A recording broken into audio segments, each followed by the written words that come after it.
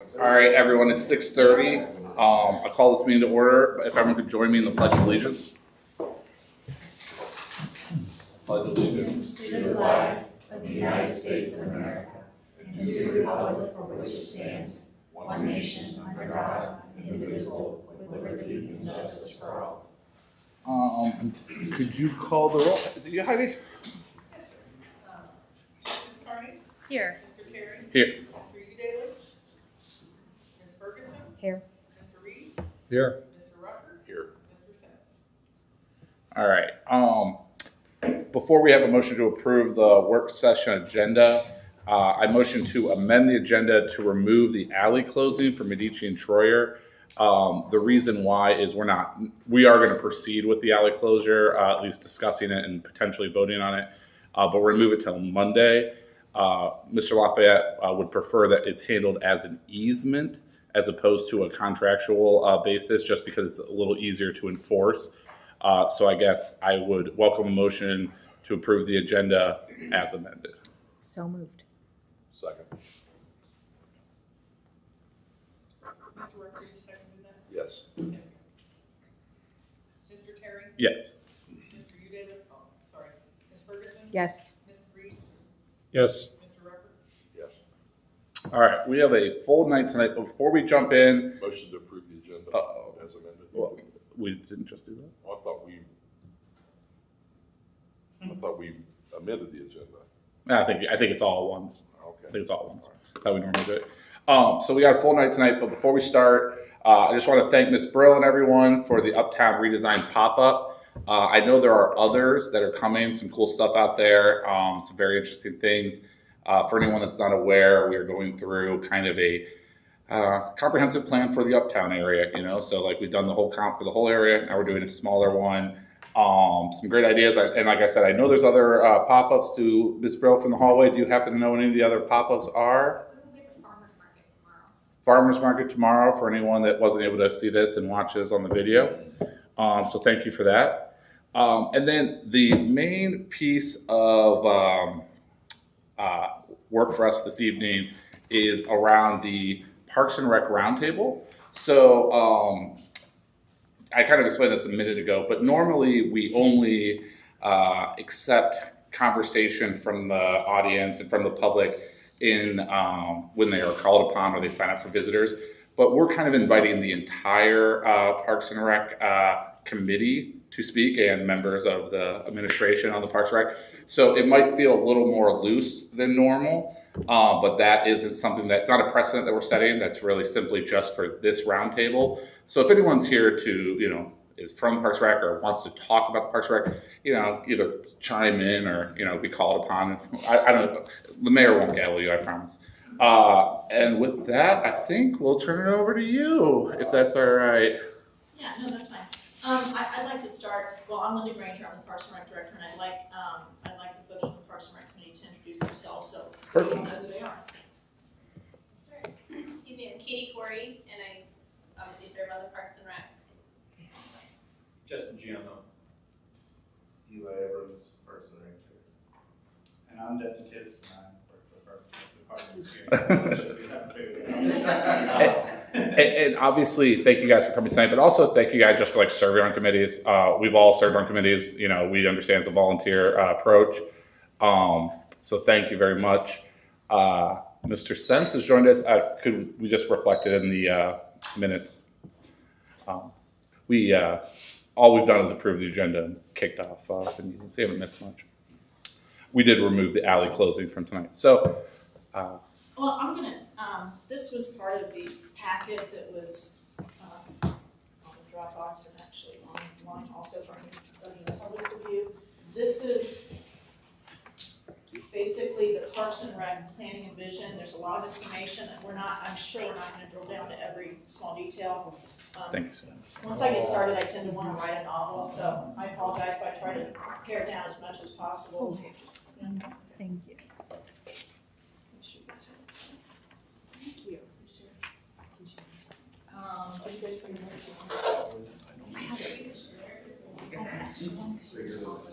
Maybe share it too. It's easier to look at than trying to scroll on your phone. I was thinking maybe share it too.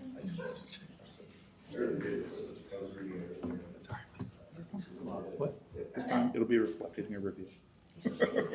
Part of my annual review. It'll be.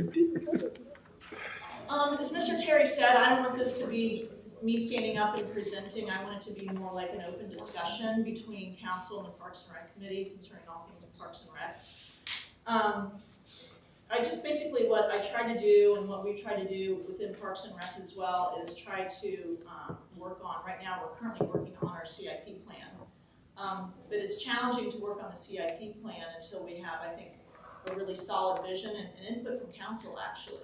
Because what we don't want to do is just force feed our thoughts and our processes. We want that back and forth dialogue. So thank you for doing this. This is really, really important. I think that the main thing, I'm going to skip over a few things, but the main thing for the vision of Parks and Rec is we want to create and maintain parks, rec facilities, trails, and programs we are proud of as a community. You can see that I emphasize that. I think that's very important. We want to continually improve and expand offerings. We're going to use the Parks Master Plan as our guideline, of course. And then we also want to make sure that we do budget to update that Parks Master Plan because as we know, things are constantly changing and evolving. It's a guideline, but it's not stagnant. So we need to make sure that we keep that updated. That's something we can talk about a bit further. We also want to define and create funding mechanisms. We really, in order to have quality parks, in order to gain more parkland, and to take care of the facilities we have and to improve our facilities and programs, we need to really discuss some funding mechanisms.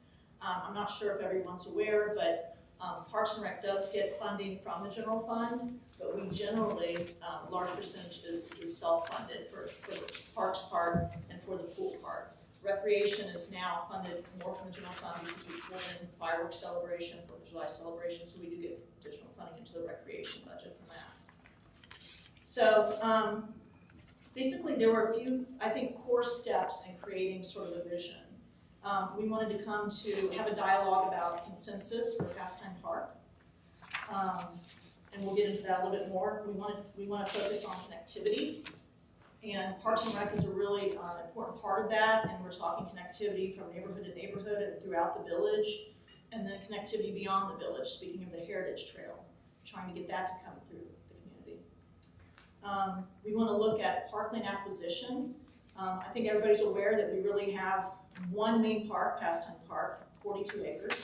And then we have McKittrick Park, which is lovely, but it does flood.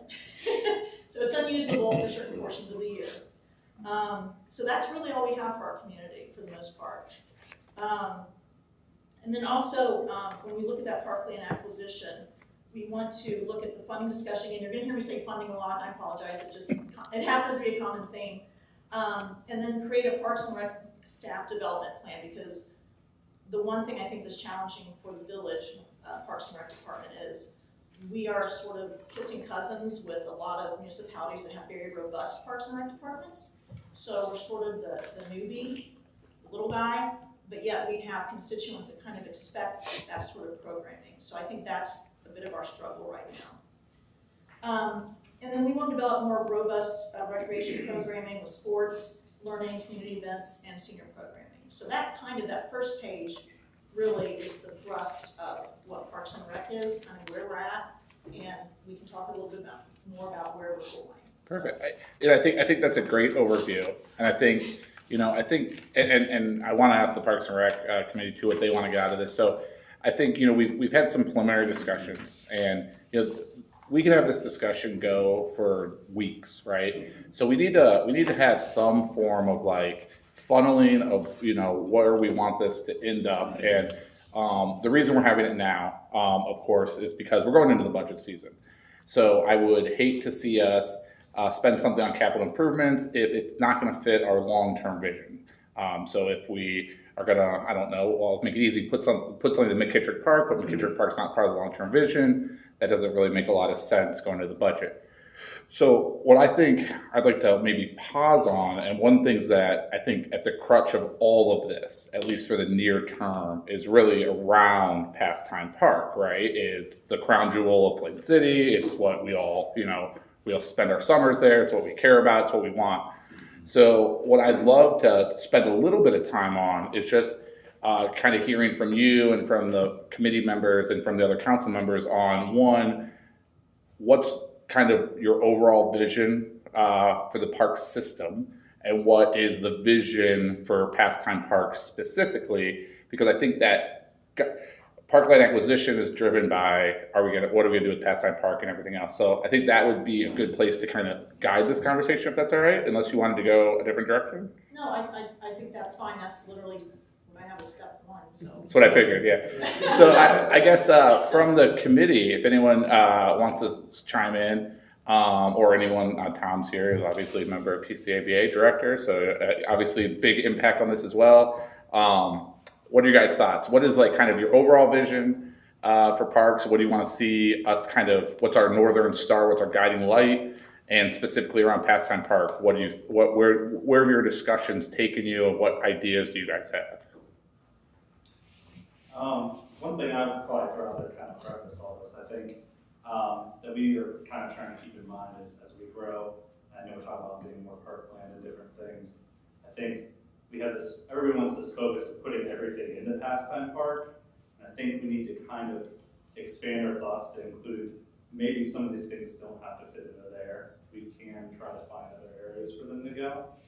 And there's always this kind of need of everybody's like, well, it's the central spot, let's put it in there, It's only so big. So, I mean, before we kind of get into all these discussions, just want to keep that in mind too. I think it's a excellent point. If I went around and asked everyone, if I asked the people from t-ball to soccer to camping to steam threshers, everyone would probably say they don't have enough space. So like, if everyone already doesn't have enough space, it doesn't really make sense to like, either everyone's going to be slightly unhappy, right? And we're not going to have a perfect situation, or you have to pick and choose what services or recreation you're going to offer in Pastime, and then find a place for everything else, right? Like, obviously, so it's a really good point. Actually, it kind of mirrors a lot, or maybe it covers a lot of the discussion that we've had is, are there things in Pastime Park that could be housed in new park developments?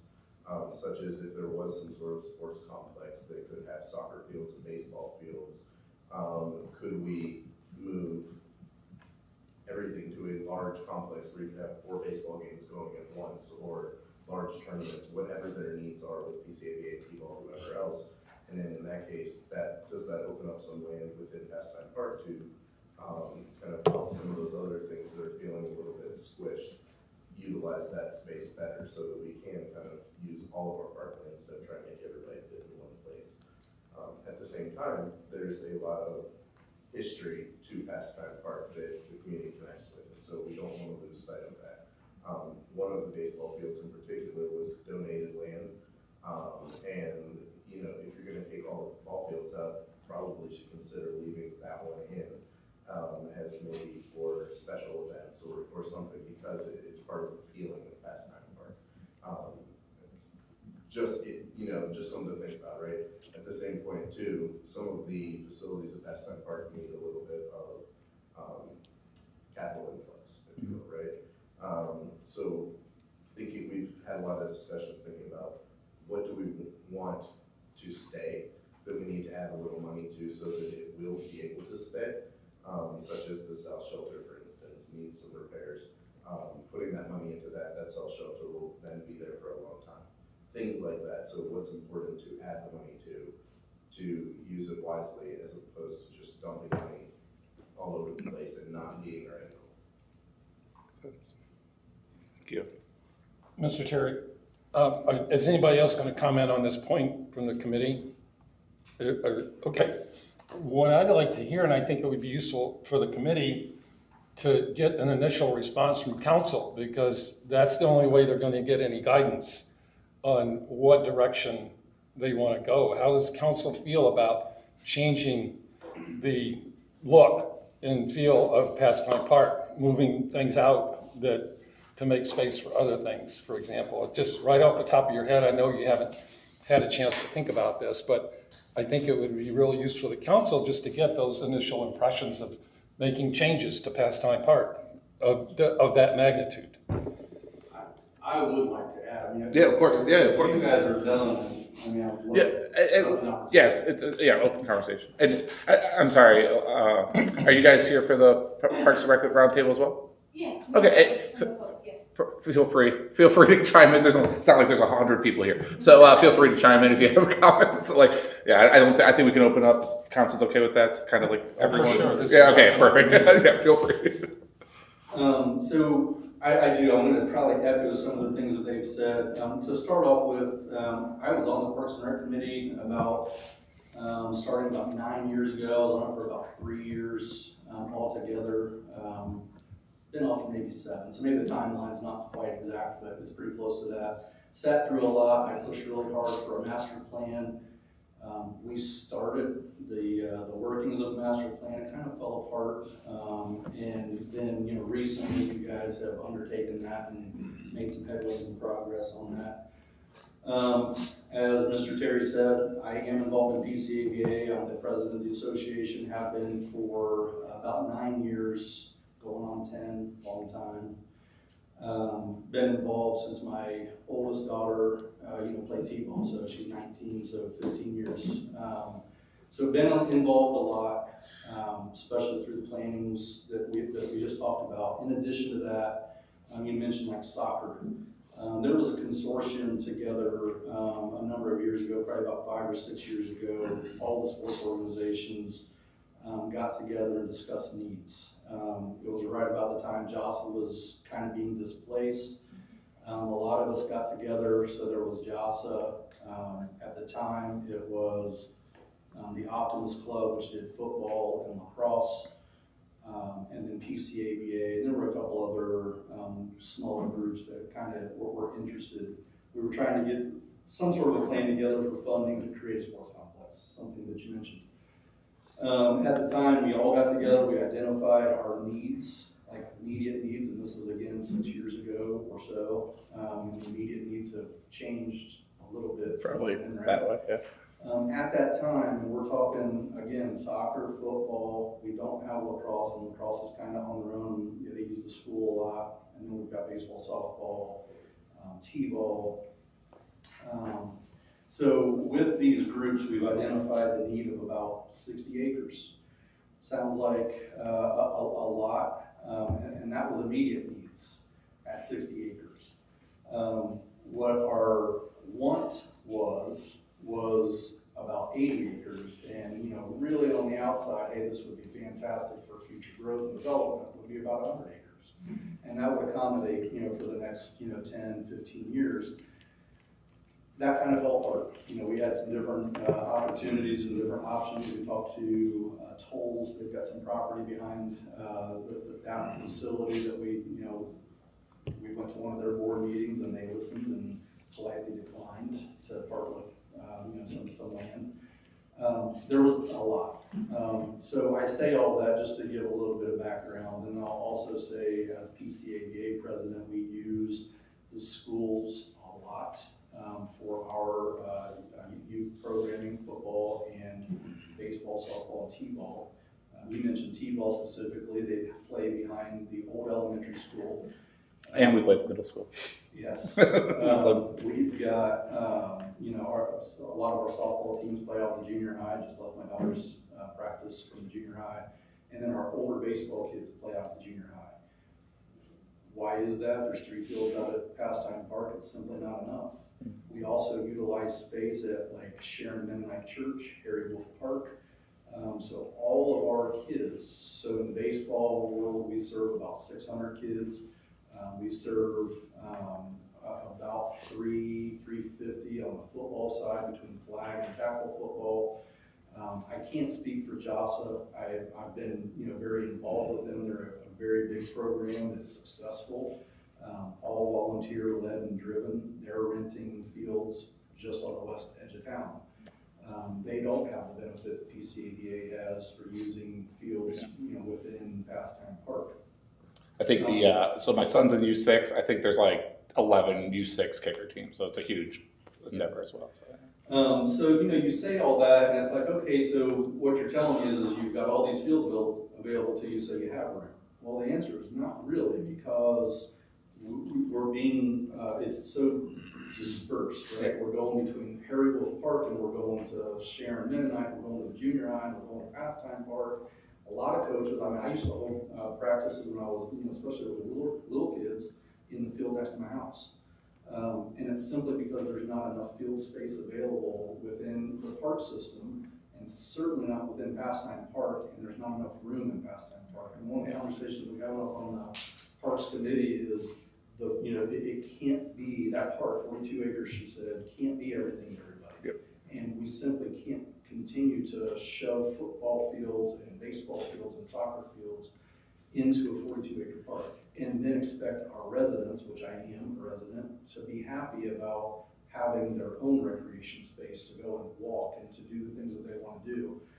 So I say all that to give you the background and to tell you that at the time, and this is, several years ago, and the growth has happened since, and it's happening as we speak. The 60 acres was enough then. It might be enough now, but probably not. So, really when you start planning, and again, I'm a resident. Yeah. I'm gonna focus on baseball and softball and all that, because that's what I know, that's what I've been doing. But the needs for the community are so much bigger, so much greater than that. And I think that, you look around, Linda, mentioned our cousins. So when she says that, she talks Dublin and Hilliard that have tremendous park and recreation programming. They've got more space probably than they know what to do with from a realistic aspect. We can go on to fields over there, like Gary Fields. There's fields over there, and you can get on them just about anytime you wanted to, because there's space available. In the summer, and Linda's, thank goodness, been unbelievably supportive of PCABA. She came to me probably 3 years ago and says, Tom, I want to do adult softball. Really want to be able to offer that to our residents. I think that there's a market for it. I said, Linda, that's great to do on Sundays because you can't do it during the week because all of our teams are there. If you go do adult softball on Wednesday night, you've just displaced children who don't have the ability to bike or walk to the park to play their game. Adults have the ability to drive to Dublin or to Hilliard to play softball. I know that's a little bit callous, saying, hey, forget about the adults because I would play adult softball here if we had space. My opinion was, and I think that she agreed, was I don't want to displace the children. And, it ended up that kind of took a back burner and, it hasn't really come up, and it's something that she's been clamoring for years to be able to offer additional. You can see it in your, additional programming for adults, our residents. So I could spend an hour and a half, maybe 2 hours. I could talk to you for a long time. I won't. I do have a few follow-up questions though. Okay, so realistically speaking, we know Pastime Park is not 100 acres, right? So right there. So realistically, people better than anyone else. If we removed T-ball and baseball from Pastime Park, how many people are riding at my door? Can we get out? Can we move all but one ball field? Do you think that's a reasonable approach to take? The short answer is yes. Is it a reasonable approach? I don't reasonable. I don't think it's the right word. I mean, it's the only approach. Yeah. Okay. And I want to hear you say that just because you're the one that knows the most. That like if we're talking about potentially moving things, like I've never played on Barker, but like my kids will. You're certainly going to have that historical aspect, right? Yeah. I mean, people who grew up here, and that's those are the fields they played on. Those are the fields that their kids have played on. Those are the fields they want their grandkids to play on. Exactly. I get it, but ultimately, we're out of space, so there has to be some other solution. And what I think could happen, and again, this is very narrowly focused into baseball, softball. Their group is focused on way more things than that. But when we're talking about baseball, softball, football, lacrosse, soccer, all those things very singularly focused, we can recreate a lot of the things that exist in Pastime Park. We can honor those who came before us. The Barkers. Barker Field's named after Paul Barker. You've got Kaiser Field named after the Kaisers. I mean, there's things, and Kaiser is the kind of pinnacle field that you're talking about. Yep. soon. And, you know, those are things that could stay. You know, you could keep Kaiser Field and you could make that the Pinnacle. We could spend money and really, you know, make that the field. And then when we have our championship games, through our, you know, through our rec tournaments or through, you know, travel tournaments that we host and things like that, that could be the field. It's like, hey, we're gonna go to that field, and that's gonna be really cool. We could really do that. Outside of that, could we, you know, take a sports complex and really honor what came before us? And the answer is yes. Now, I'll be honest and say I'm not a creative person. I don't know that I've got the ability to come up with some of those things, but I know that it's certainly possible and probably the only path forward, because it just doesn't exist in Pastime Park. It can't exist unless you expand Pastime Park in some direction. It's just not going to happen. Tom, have you, in your estimates, accounted for more than probably doubling the number of kids you're serving in the future, and really the short future? I mean, you mentioned 350. And that's based on current population, did you? That was 350 in football. Okay, sorry. We're over 600 in baseball, Okay, softball, and all right, so that's based on current population. Population's gonna double. Okay, you're gonna have arguably twice as many kids to serve or more, because this is gonna be all young families pretty much coming in here. So does that 100-acre estimate with the number of ball fields and activities that you're thinking about for a sports complex still hold? I'm thinking it probably would, so just say. Yes. Yeah. 60, I think that you would probably be pushing some limits. I mean, you know, certainly we can, you know, dive deeper into numbers and the space needs and so forth as you guys get, you know, more committed to. Okay, let me ask my follow-on then. I don't think there's recently been discussions about a joint sports complex with other jurisdictions around here. I think there was at one time. Is that a viable possibility still, or is that just your experience tells you it's not going to work? So maybe I'll let Linda answer this, but I'll say, you know, that was discussed a number of different times in the past, and really the primary purpose is to, you know, capitalize on the areas that don't sit in Plain City proper. Okay, so as an example, the school district is very large, and that's who PCADA serves. So the school district, if it's serving Cannon Township and Jerome Township, as well as Plain City proper, as well as some of the other, you know, adjoining areas, those are the areas that we serve, because we serve the school district. So I guess ideally, you know, that if we're talking about a sports complex and we're talking about joint recreation district, ideally, maybe we capitalize by involving them, and you know, and I don't know exactly the mechanisms that go into that, you know, from a funding standpoint. Yeah. Do they have to go and put levies on so that they can support whatever responsibilities they may have to that joint recreation district? Maybe. Does the townships themselves already have funding that is unused that they should be using somewhere in recreation? I don't know. I don't know the funding system or the taxation system for townships. I just don't know how that works. I know in the municipality, we have an income tax and we have property taxes and we have, you know, different taxing mechanisms that provide funding. And that's, I guess, for you guys to engage at some level.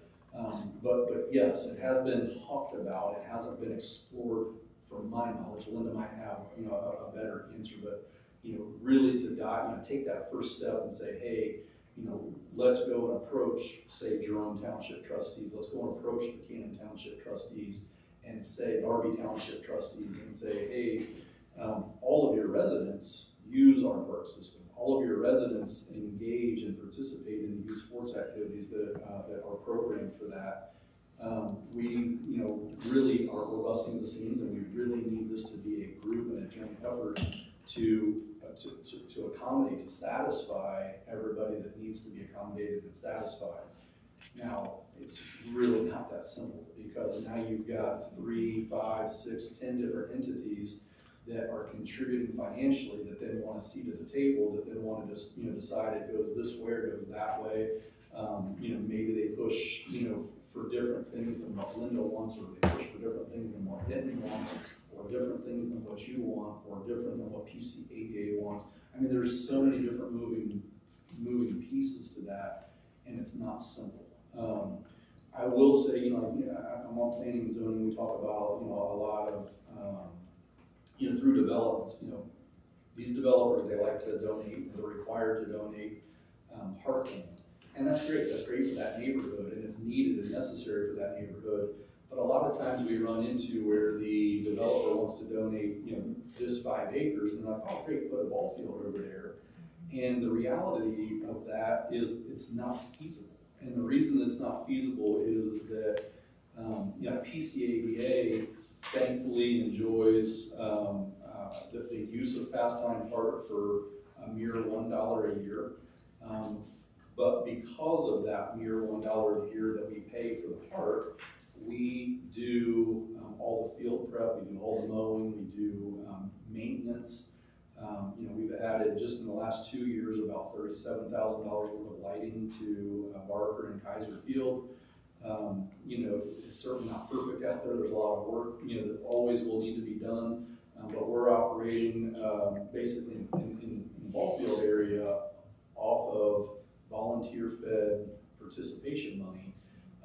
We're not receiving, money through the park budget or through council. We have gotten money from council in the past. We replaced a fence at Barker Field probably about 9 years ago, and council generously donated money towards that, about a third of what it costs. The point is yes, Mr. Reed, it may be wise to engage other entities so that you can kind of spread the burden across a wider swath of people. But it won't be simple, it won't be easy, and there will be certainly some challenges going forward from a management standpoint with the village. Yeah, and I completely agree with that, but I think devil's advocate, right? Just, we're having a nice discussion here, right? Devil's advocate of that is the taxpayers' burden of Plain City residents, of our constituents, would be subsidizing the Jonathan Alder School District. So while, I love the ideas, right? And I think, I see where Mr. Reed's coming from of I don't know how you balance that, right? Because you want to be good stewards. We want to be partners with our neighbors. We're sharing, these kids are sharing the same kindergarten classes and second grade classes. We don't want to be oh, but you're not in our baseball league, right? So we have to figure out a way, and I know that's just sports, and I do want to get back to the Pastime Park, but it is a interesting conversation because from an actual just financing and from a management of it, right? If we took on a sports complex, is it the Village of Plain City Sports Complex that right now we have a really good partnership with PCAB, with all the groups, but if we open up this really large thing, are we gonna, we have to think through how we'll manage it. Are we gonna hire Parks and Rec employees that are gonna do all the fields and everything and change the setup, or do we wanna keep it as it is now? Because I think, again, Tom knows way more about this than I do, I think, having all these volunteers manage the system already is probably something we want to maintain, at least for the foreseeable future.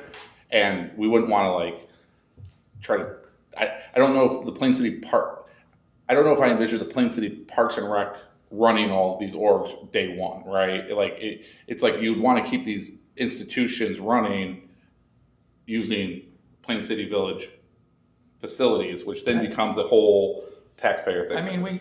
This is a very simpleton perspective, but we make it work with the fire district, right? We've got a joint fire district that has, I know that there's all kinds of differences that are major, but we're able to make it work with the fire district. There is there's a fire department that manages everything, and it is, there's representatives and tax dollars and all of that stuff. So I will say that informally, I spoke to 2 different township trustees several years ago, informally, and just kind of threw out the idea, and they seemed receptive.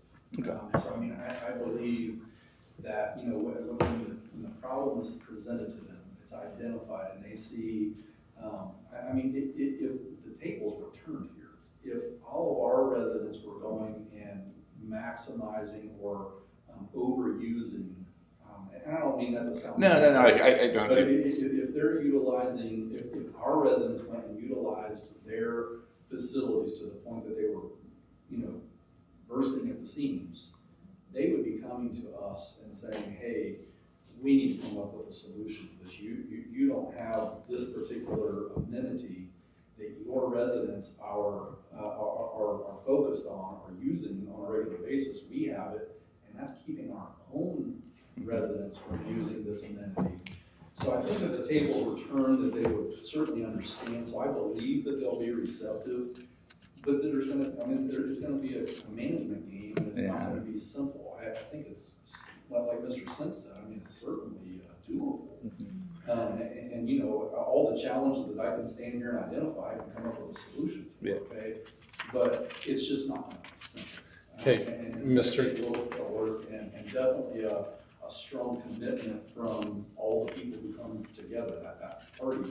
And there, literally need to be an overseeing organization, kind of like the Parks Committee, but there'll be, it's something that oversees where it's not solely on your guys' shoulders, because you've got day-to-day business to do that won't involve, those minute details, if you will. So I think it's definitely doable. Like I said, talking to a couple informally, I was actually 2 different townships, they both seem receptive at the time.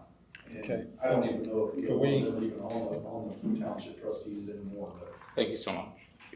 I probably, let me just kind of summarize this, that Parks and Rec thinks it's important to prioritize the sports complex. Is that fair to say?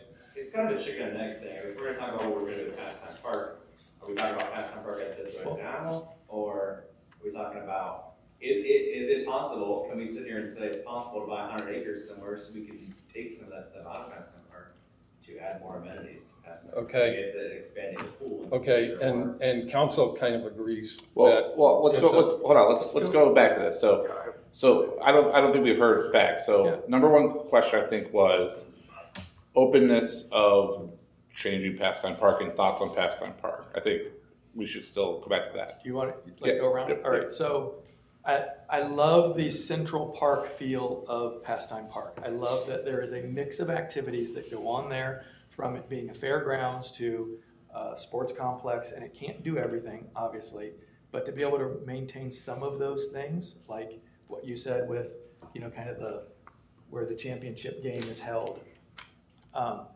I understand that the campground brings in a considerable amount of annual revenue, but it feels like I have family that come into town and stay in the campground. I love that the campground's right there. I love that there's close proximity, but at the end, that really, when you look at camping spaces, there's not too many that are this close to the city or anything like that.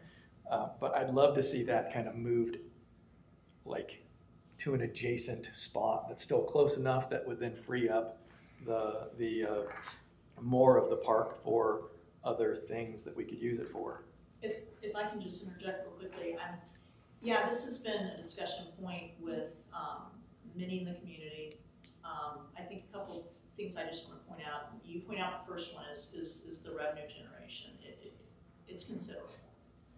So to replace $300,000, that's a point of discussion. And then also, if you potentially move the campground, just thoughts, how does that impact the Steam Threshers event? We have 3 years left on the contract with them. That's something council needs to be digesting as well.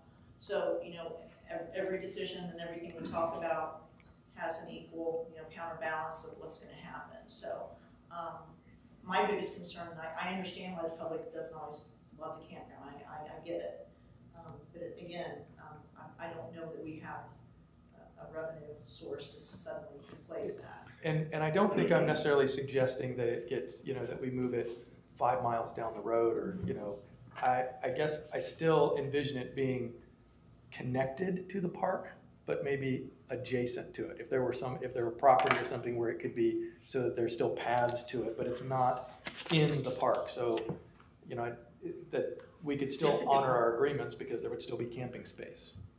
I like that, but also think for us to do that, we're gonna have to buy more land. But yeah, We're gonna have to pay to move the line.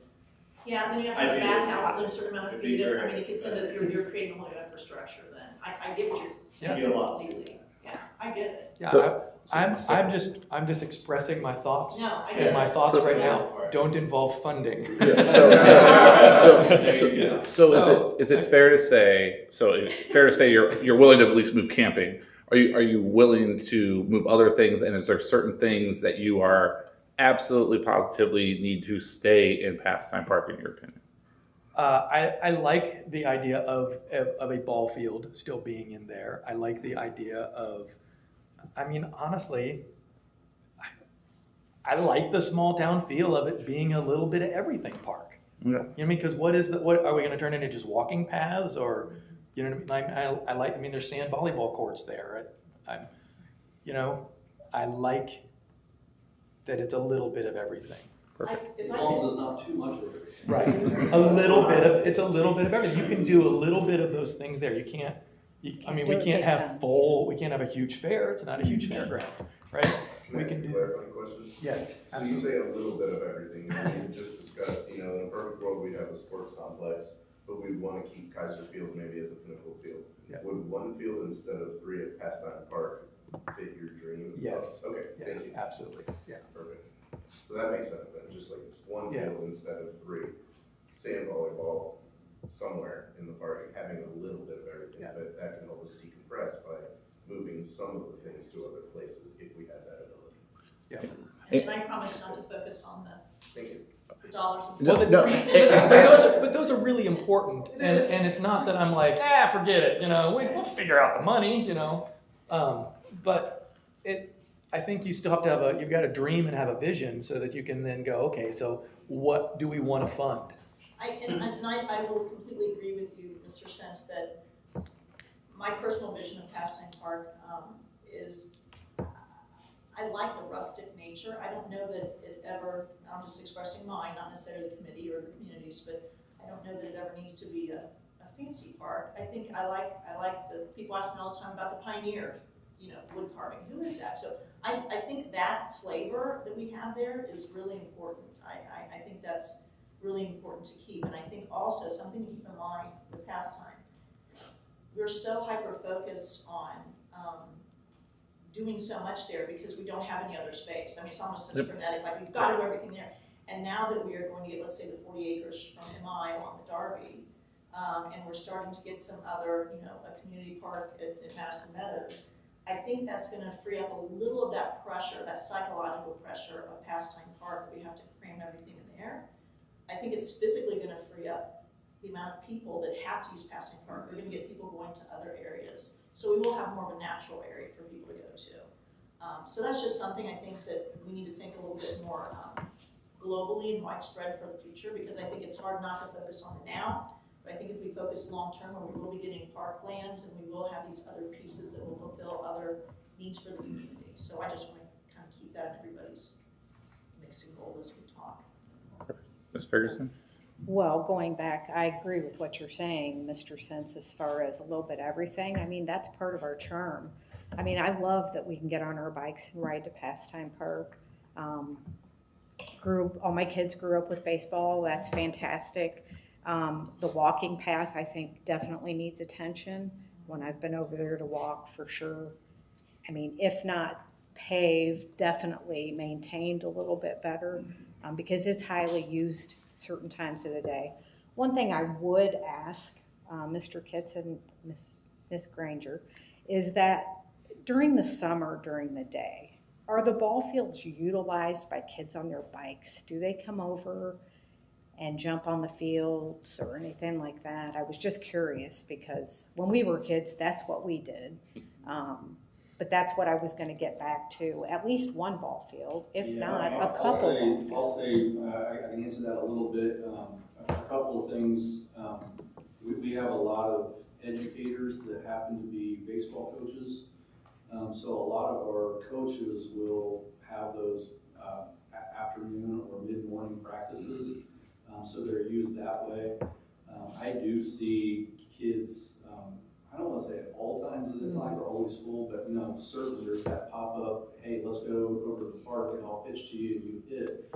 And usually it's the, probably kids are a little bit too old to be playing on Kaiser Field, but they wanna hit the ball over the fence. Right. So they'll be Right, there and, just, throw the ball and hit each other, or hit the ball over the fence or try to. And then the last piece of that is, like I said, we take care of like the mowing and lining the fields and dragging the fields and all that.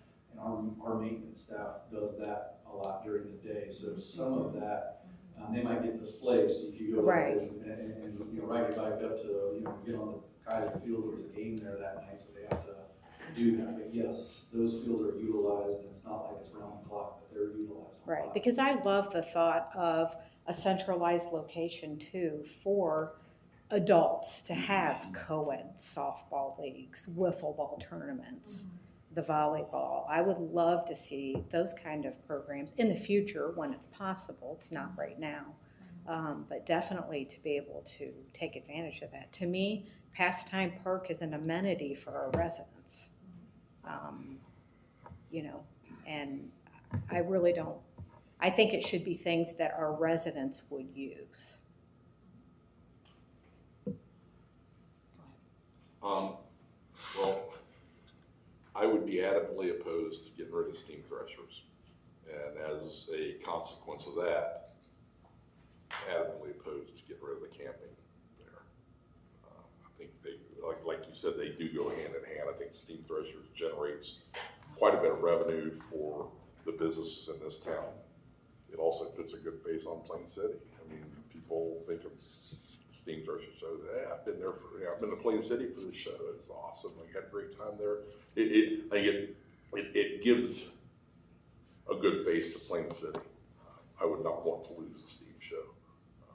And as consequentially of that, like you said, the revenue from the camping, I don't know how you replace that, short of buying more property and having to go through the added expense of infrastructure. And I don't know what the break-even point of that would ever be. I mean, so right now, I would not be in favor of getting rid of the camping. I agree with both of you. The kind of, I don't want to say one size fits all, but it's kind of one size fits all. There's a little bit of everything there. You can go over there and do all kinds of things with your family. Walk around the park, ride your bike, you can play baseball, you can play volleyball, you can swim, you can listen to a band. It's a very unique park, I think, and I would love to see that park maintain that uniqueness. And I agree with Mr. Rucker on his sentiments of, steam threshers. My family and I came to Plain City 19 years ago to check out the steam show, and and the question that we get over and over is, we're going to lose our small town identity, and having something like Pastime Park is a way that we can keep our small town identity, that tight knit, where there's something. Now, I do agree. I love the idea of keeping Kaiser Field, because when I first ran for council, everybody's like, you can't, and that was when I think Parks and Rec talked about moving. They said, you can't get rid of baseball, but I don't think, Mr. Terry, that people are going to be showing up on your doorstep, because after having children playing in 8U baseball, softball, and traveling to the other different sports complex in our league, you kind of see what other people have, and honestly, the safety is my #1 concern there, because you have cars traveling in around the fields, and children are running around the fields because they're going over to the playground or, while their siblings playing. So I think that being able to keep Kaiser Field as the epitome of small town community baseball program, still in the park, where maybe you can put some adult leagues on there, is perfect. I would urge to look for those 100 acres somewhere to start putting that in a plan and process to have something that's easier for parents and spectators to park and safely walk back to the fields. Kind of like Concord Township, if you've ever been up to their sports complex, you have your parking lot, and then you have like a clover leaf of ball fields. So it is easier for families to see multiple games. And on that aspect, I also had people reach out from JASA or Plain City Soccer. They want to start a league, and I should have had them come to this meeting as well, but I think that would really fall into play with the total sports complex. And yes, we do need to increase the pool. So the revenue source, I'm not as big of a fan of camping but I do know that a lot of people and their families use it to offer a place to stay because we do not have hotels, or we have a few Airbnbs coming, but that's kind of where I'm at with it at the moment, is where we replace it. Can I amend mine? I just want to say, one of the things that becomes evident when multiple things are happening in the park is safety. Mm-hmm. It just, during the Bluegrass and Barbecue Festival, that the stage and all that space was used with food vendors, and there was something happening with baseball, and cars were driving back through where it was now a pedestrian space, you know what I mean? And so it was kind of like that mixed use gets in the way, and so we've got to have a better way, so if we keep a field, we can't allow parking right up, we got to separate parking from the usable walking pedestrian space. I think that's a consequence of having it park do double duty as a fairgrounds activity center. There's way more roads in that park per acre than you'll find in any other park that I've ever been in. And that's the problem. So I think maybe from my perspective, I'd like to see Plain City Pastime Park, what I call the Emerald Jewel Plain City, be a park, okay? A typical park, not so much a fairgrounds, although activities, it's a nice activity center. And I'm completely open to everybody's ideas here about and I'll go with consensus, but I do think there's a lot of room for improvement here, and we've had exhaustive discussions on Parks and Rec Committee about this very kind of thing. And it's the same kind of a mix, I must say, about ideas about what's okay and what's maybe not okay. Just if I can interject. Sure. Speaking of safety and the roads, we had a discussion at one point about bollards, removable bollards on some of the roads, especially that road that runs along the back of the housing. Whatever became of that, Well, I think the biggest issue we have out there is speeding. Right. And people flying through the park, and we did add speed bumps, which of course many people complained to me about. I mean, we can revisit that for sure. I don't think the speeding on that backstretch of road. Well, I'm just talking about bollards and just removable bollards throughout that could be, depending on the event, you could basically set up the parking, the driveways, how it would make the most sense for that event. Control it per event. Right. Yeah, I think the biggest issue is when we have, I think we all understand, like, if there's a ball game, there's kind of only one route to get those people. We tried to direct to a different route, but it can be really challenging to still get them where they need to be when we're having a major event going on. But one-way And that particular event that you're talking about, and I know that was just an example, but Linda and I had a conversation about that because the Bluegrass Festival was going on that weekend. And that was actually an effort to help a neighbor, which was West Jeff. They had a tournament that they had experienced rain with, and they had gotten rained out of their fields, and they called us and said, hey, do you have any way, because we partnered with them through our rec leagues, and it was like, is there any way that we can use your fields?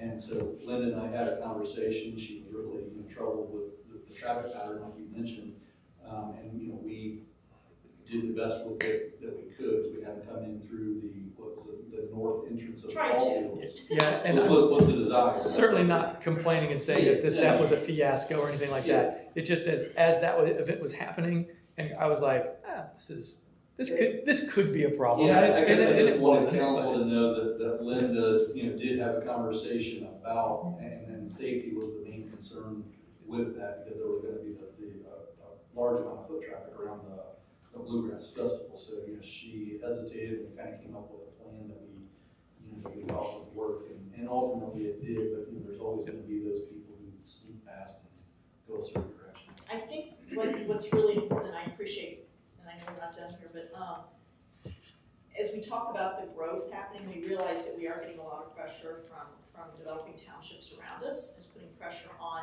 village amenities and recreational programs, sports leagues, everything.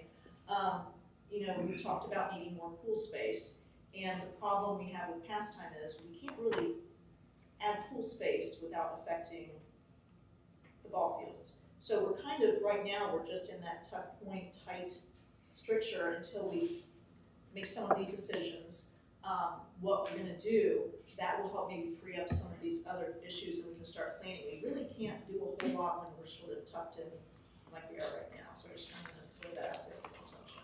So my thought, talking about how the one had the parking, and I don't know, because it's again, I think it's the chicken before the egg. Do you plan, if we were to somehow, let's say hypothetically in the next year, secure the 100 acres for a sports complex, like how long would that take to design, develop, do all of that?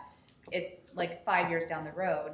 But then on the outside, you have land outside of Pastime Park that's right off of 42, and you would be able to create parking off of 42, so it would eliminate a lot of the traffic flow into Pastime Park, that, from the ball field perspective, if you would come in that way and access the fields versus all those people, all the ball parents driving in, parking right at the fields, it's safer. It's a little bit more of a in the next 5 years, that would be more attainable in my perspective. Did you need to go? Yeah, I can go at the end, it's fine. Okay, I was just saying, we have discussed how it would be amazing. There is the land you're talking about between 42 and Pastime Park, and then there's the little triangle between Chillicothe and 42 and Pastime Park, right at the end of the park on the north side. Adding both of those things would definitely help us decompress and would allow us to do some of the things you're talking about. So if that's a possibility, I don't want to speak for the whole committee, I'd like everybody else to say it, but I know those discussions have come up and people have said, can we do this? So I think we would probably be in support of it. No one said finance, somebody said finance, yes, that's right. So that land against 42 that you're talking about, I believe is zoned commercial, which means it's pricey. So Unfortunately. So I'll go for a second. So Pastime Park to me is overutilized, obviously, but underutilized at the exact same time. And there are some elephants in this room that I will probably disagree with some of my fellow council members on. We have a tractor pull, and I went to tractor pulls with my wife this summer. I got fairgrounds, I go to them, right running down the middle of our park. No other village or park is set up that way. Fairgrounds are county run, and they're not in the center of town running through that. My children's favorite parade of the year was the Steam Brothers, and he was in the July 4th parade and the opening day parade, and he liked the Steam Threshers more than anything else. I would love to keep the Steam Threshers, but I would not love to keep a tractor pull track in the middle of Pastime Park, which makes it more of a fairground.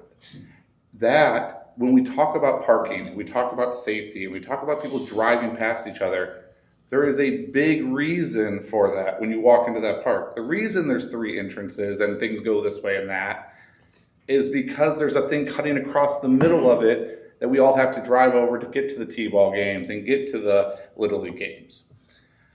In my opinion, I think that, and I'll just pull some Band-Aids off here, if I move camping, I'm not camping. I'm not moving camping. If I had no desire to be in camping somewhere other than Pastime Park. I think what we have there, we've invested money, it's there, it makes revenue. I'd rather see us go through the process of saying, okay, this is our revenue stream, this is where we are going to put a box around this revenue and use it not into the general fund, not into park maintenance, but into new park acquisition and say, okay, we're making $300,000 a year on this.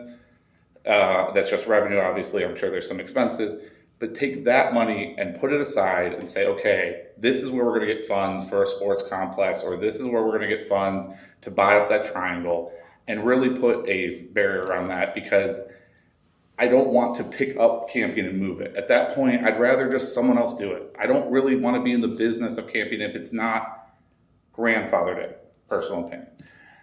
I'd love to keep steam threshers, but I don't want it in my park. I'm okay with them camping there. I'm certainly okay with the parade, love it. I'd love it to be moved somewhere else, like the Madison County Fairgrounds or somewhere else where they do the tractor pulls and everything, and people can camp. We're talking about one weekend a year, and we're not talking about that much money to our local businesses. The amount of money it would cost us to pay for and buy additional parkland well offsets that. So for me, an event that's one weekend a year that monopolizes a certain percentage of our park needs to be at least on the table of a consideration. Now, we're under contract for 3 more years.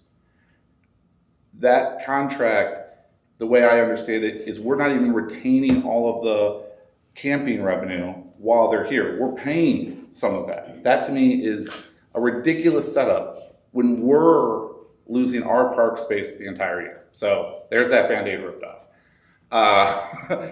So I'd like to find a solution to that. I think even if we move some of the ball fields, everything I've heard has been all about adding. Great, love it, but I'm the accountant in the room. I'm going to get back to this funding conversation. I would like to have a reasonable approach, and what I'd like to see us do is rethink Pastime Park. What can we get out? The pool's not going to move. The pool's pretty solidly in its spot, and I do think keeping one ball field is important. But and reasonably speaking, we've cemented the campgrounds. We've got a bathhouse. Those are things that are more permanent in movement. I think we have to have that discussion, because if not, and we're going to leave that path in the middle, and we're going to leave the exact thing that happens once a year, we're never going to be able to really take Pastime Park and change it into anything other than it is. I'm happy to have festivals there. I'm happy to have July 4th fireworks there. They aren't permanent changes and fixtures in our park that dictate how traffic flow, how safety is, how we set it up. That to me is something that it would be on the table to remove and have a different conversation about.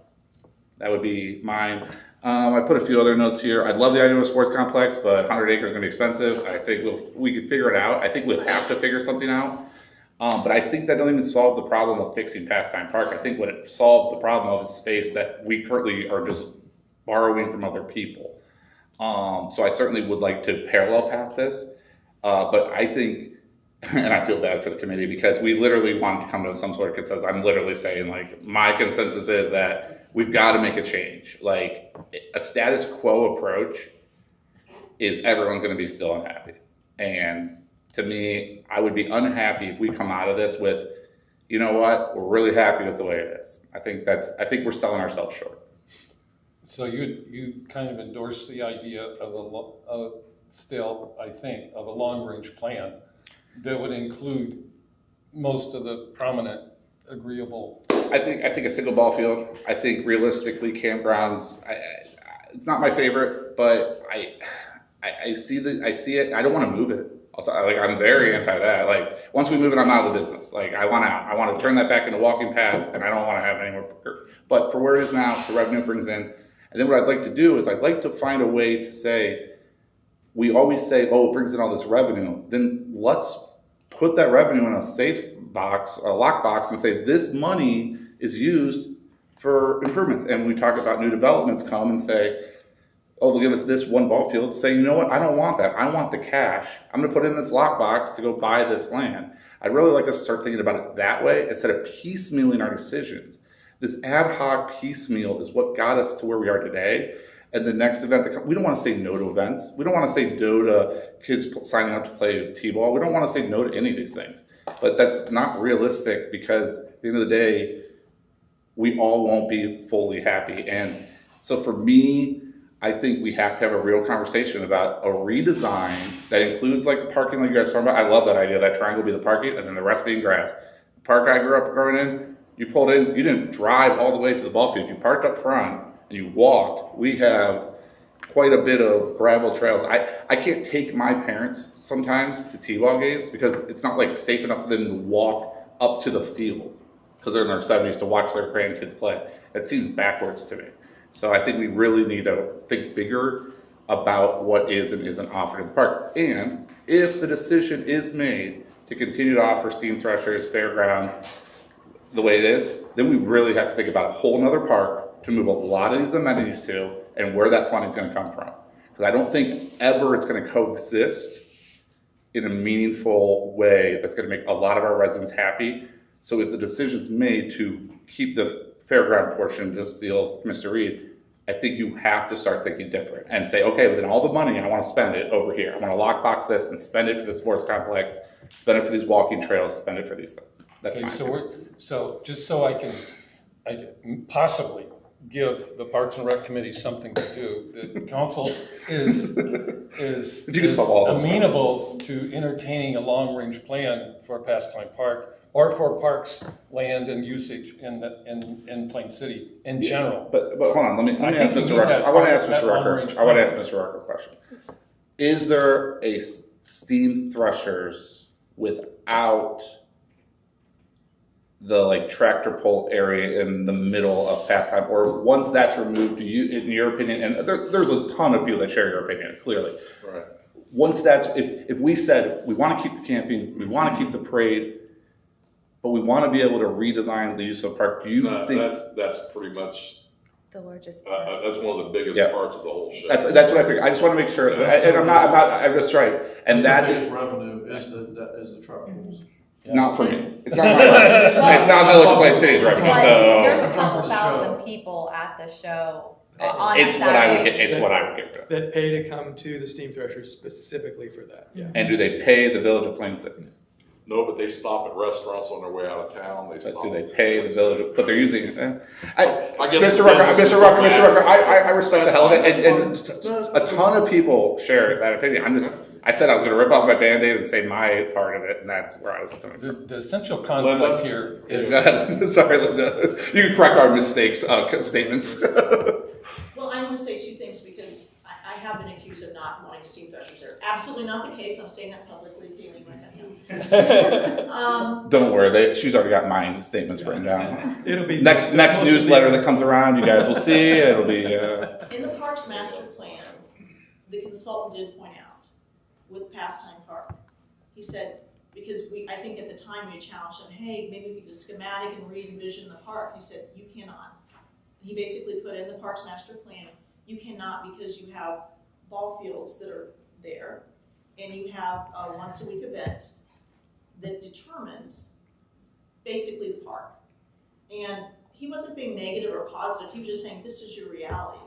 So I guess my question would be, if we're thinking maybe a bit bigger globally, kind of not worrying about money, but kind of worrying about money, is there a possibility to move the pulling track, to do something with it, to camouflage it, to get it out of, because I agree with you, Mr. Terry, it's we're used to it, I'm used to looking at it every day, but I have people come in from out of town, like, what is that ugly mess in the middle of your park? I mean, that's just the reality, it's unattractive. So I'm just wondering if there's an in-between point where you're not saying we're getting rid of that event, but maybe you're just envisioning that track from somewhere else. I don't know. yeah, sure, not replaced, perfect, just not where it is. So let's pause right there and turn it back over to the residents. There's some residents that haven't spoken. I'm sure there's things you agreed with up here, things you disagreed. What are you guys' kind of thoughts, like generically speaking? I've just written down a couple of thoughts. One, I guess I would put it on the table. I agree that camping is a revenue, but I think that there's a lot of towns that don't have camping that have revenue, so I would just want that to be considered. The population, I heard a couple of comments about, we're gonna double our population and what are we gonna do? From what I understand with the census is that even if we double the population, we're still a city under 10,000 people. And so maybe the word complex all over is like, whoa, what is a complex? To say, where's the money going to come from for a city under 10,000 people to build a complex? I mean, they aren't here yet. We're still, 4,000 people. And so, I agree that we need to give our residents things that they, amenities, but to say, what are we expecting of the residents right now? And then maybe I would say, I with the complex, I apologize, I now understand who you are, but I've never met you before. Your comments of, we have to utilize the junior high or the high school or churches, or to say, maybe I would want a bit of that still to remain. That feels like a community to say, I don't think that there's anything wrong with asking the Plain City Baseball Association to say, you're at Sharon Mennonite Church tonight. I think that that's a community. And to say we're going to segregate everybody to a complex, I don't know, I guess I wouldn't want to lose that feel of a community. And then with the adult amenities, I've seen the volleyball. I'm out at the park a lot. I don't know if I've ever seen it played. So to say how much of that really is, are we building for a utopia that we think is going to be here versus what do the residents really want right now? So those are my thoughts. I do have a question, like when you're talking about like if you send, okay, this team's gonna be at Sharon Mennonite, do you have kids that have been in, like in trying to travel around? I mean, that's just me as a resident. I haven't gone through the baseball, but to say I would still want a community feel. To say I don't think that there's anything wrong with utilizing other, I'd rather them go to a local church here than have to drive to London or WestJet. So, but that's just me as an outsider not understanding the complexities. I completely appreciate and respect what you said, and we do, and even from a broad sense, the community coming together and offering these different places to be able to play, whether it's the school district or churches, great things, and it's a great thing about our community. But what I would say, and the mayor stopped short of saying it because she was asking the question, but my perspective on that, and this kind of goes back to what I was talking to Mr. Terry about a little bit ago with T-ball, is we've got our T-ball kids at the old elementary school. That means they've got zero interaction, zero involvement, zero connection to all of the people who are up at Pastime Park playing games. They've got no sense of what the concession stand is. They've got no sense of what playing under the lights is. They don't have that feel, they don't have that connection. And while it is fantastic for our community to welcome us to play at our practice at Sharon Mennonite or Area Wolf or any of those places, schools, because frankly we couldn't exist without them. We just simply could not. It's great, but I think that we lose what I think is more important than the community aspect, and that's actually being together and getting our friends together. And when we talk about segregating our T-ball over to the elementary school field and not having them at the same fields as their older brothers or older sisters, that kind of takes away from that community. And then a lot of times what happens, especially at Pastime Park, is your daughter plays the 8U game, and then you watch your neighbor's kid play the 8U game, or you watch your neighbor's kid play the 10U game on an adjacent field. If you're at Sharon Mennonite, or if you're at one of the other places, the softball field or junior high or baseball field or junior high, you lose that. So I think there's maybe your thought's valid, completely valid, and trying to keep that broader sense of community is great. But really trying to focus or integrate everybody, I think, especially at a children's level, is probably more important. The kids want to be around their friends, they want to be around their peers, they want to be around the people that they're going to school with, the people that they go to the pool with. They can get a little bit of that, like one team at a time, if you're out at Sharon Mennonite, but you don't get it like you do at Pastime Park, or where you would with a sports complex per se. To address your comment about 10,000 people, you're right. I mean, like how big of a community would support a sports complex? What does a sports complex mean? I would love for PCABA to have eight ball fields that I can play out, because I will use every single one of them on a regular basis. Football fields, I'd, love to have, 4 or 5 flag-size football fields. I'd like to have 2 tackle-size football fields. Soccer would, that they use probably 8 to 10 fields out where they're at. I mean, they would love to be able to integrate all that. So a sports complex where you generate all of that interest, you get all these people together, is a good thing. And if you need an example, Tip City has a sports complex. Tip City is about 10,000 people. When I was there, probably about 10 years ago with my oldest daughter, they had a very, very nice sports complex, and they were less than 10,000 people at that time. So it does exist. There's definitely a funding, mechanism that needs to be figured out. And one last thing, and I was trying to get Mr. Terry to notice me there for a second. And this is no disrespect whatsoever to our, to council. Thanks for hosting the meeting. Thanks to the park committee for everything you do. I sat there and I felt like I was spinning wheels a lot of times. So what you guys do is not easy, and you kind of get pulled in different directions. Hey, let's do this. No, hey, let's do that. And it's really hard. So thanks for what you guys do. And again, thanks for hosting and allowing me to talk a lot. But I wish he was this passionate at work. With no disrespect intended at all. So just take this literally for what it is. You guys are about 8, maybe 10 years late to the table. Yep. So when you're talking about long-term plans, your long-term plans should have started 8 or 10 years ago, because we are at the bursting point.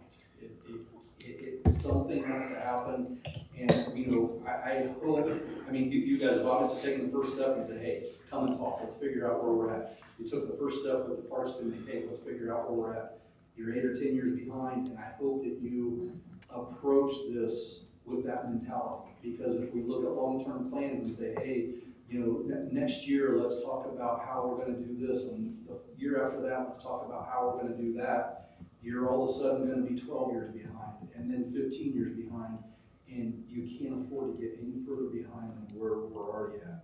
I mean, this is a very much an uphill battle for all of us, and the funding is going to be the biggest thing. I mean, if somebody just say, "Hey, here's $2 million, we'll just go buy 100 acres and we'll be fine." We don't have it. I get it.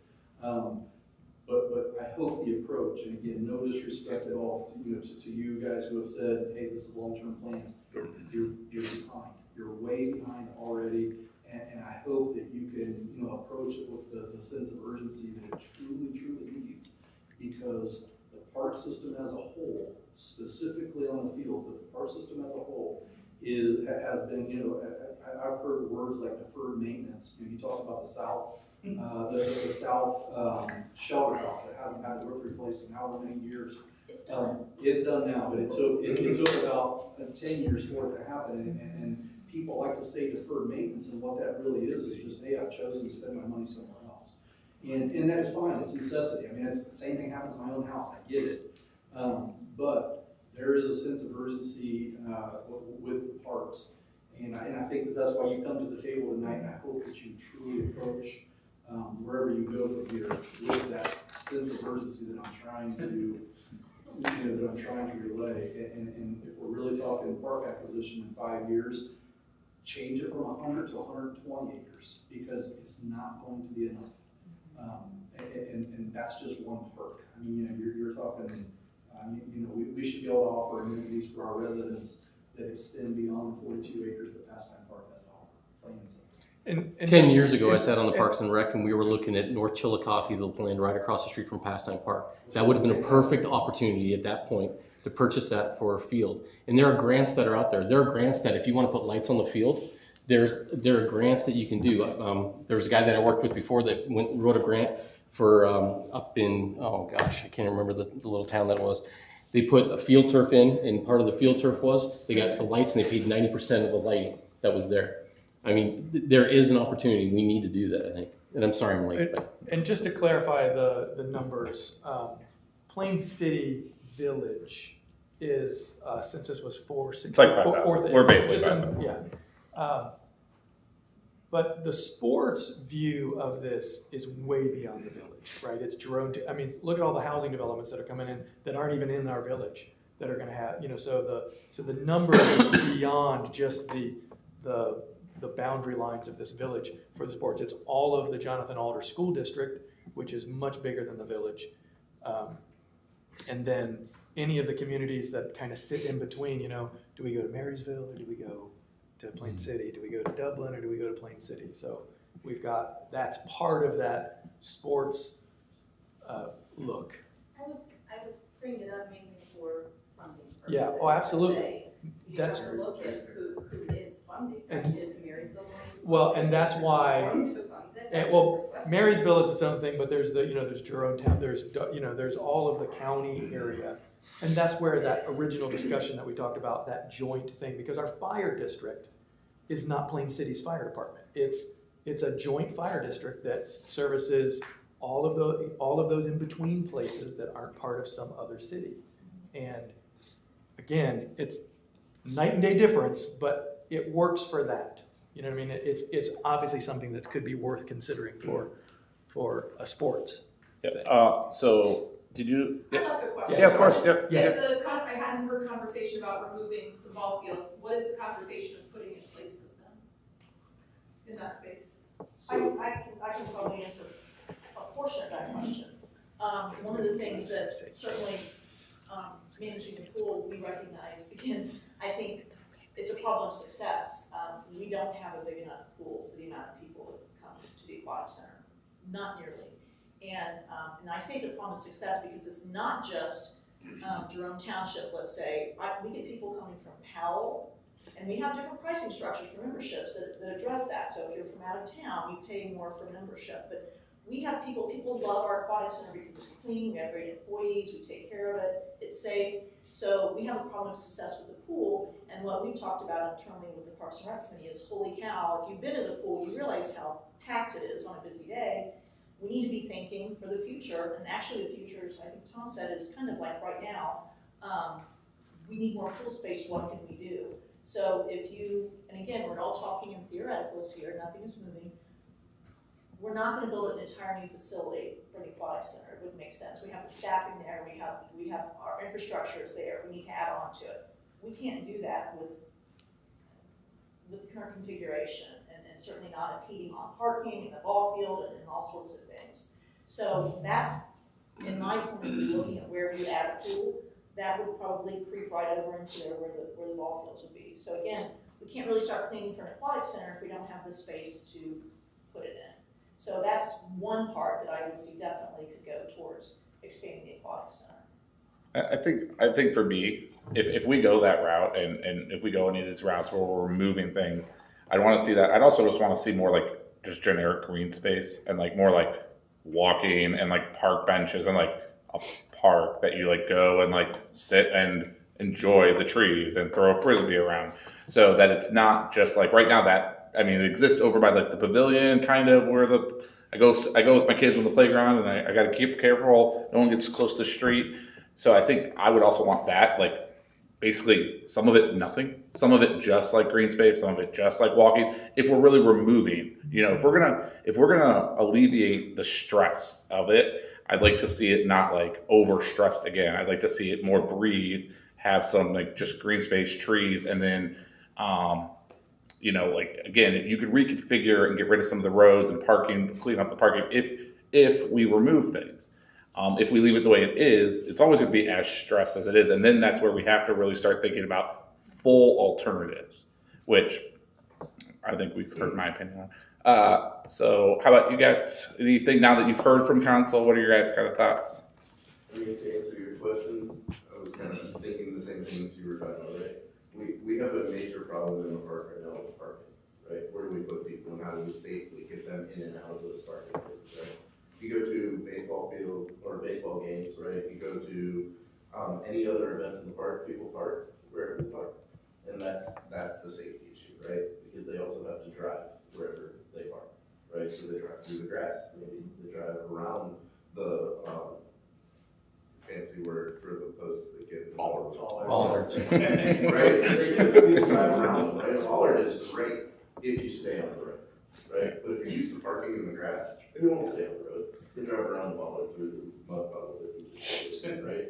And that destroys our green space. And we have a beautiful green space that I think is relatively underutilized, kind of central on the eastern border of the park, kind of where the path comes out, right? Because there is no real feasible way to get there unless you walk, and it's sort of hidden unless you go over there, right? So I think people tend to congregate where the roads are and where they can park. So that's what we're talking about. If we can decompress a little bit to relocate some of the things without destroying that feel of the park, that kind of historical, this is our park, this is the crown jewel of Plain City, then we have the ability to start to add our extra pool space on parking, fix some of the safety issues, and just reconfigure, almost like organizing your garage where everything's scattered about, as opposed to building shelving and putting it in a neat place where it's now functional space. So I think that's kind of what we're trying to do.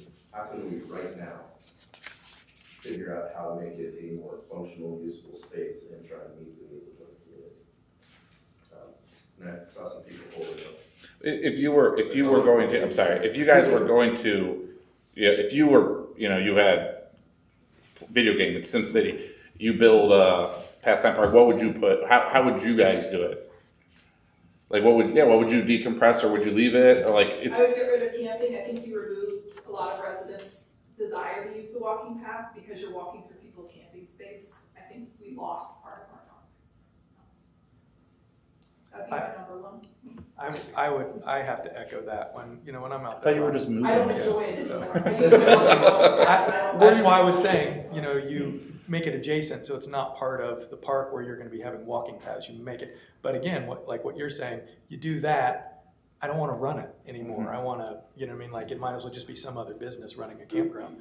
But it is just a little creepy sometimes when you're running, jogging, and people are just out there eating their breakfast, and you're like, hi, or just coming out, in their, How about the committee? What if you guys could design Pastime Park? Like you haven't spoken much. I don't want to put you on the spot. You're nodding your head. So how would you design it? Yeah.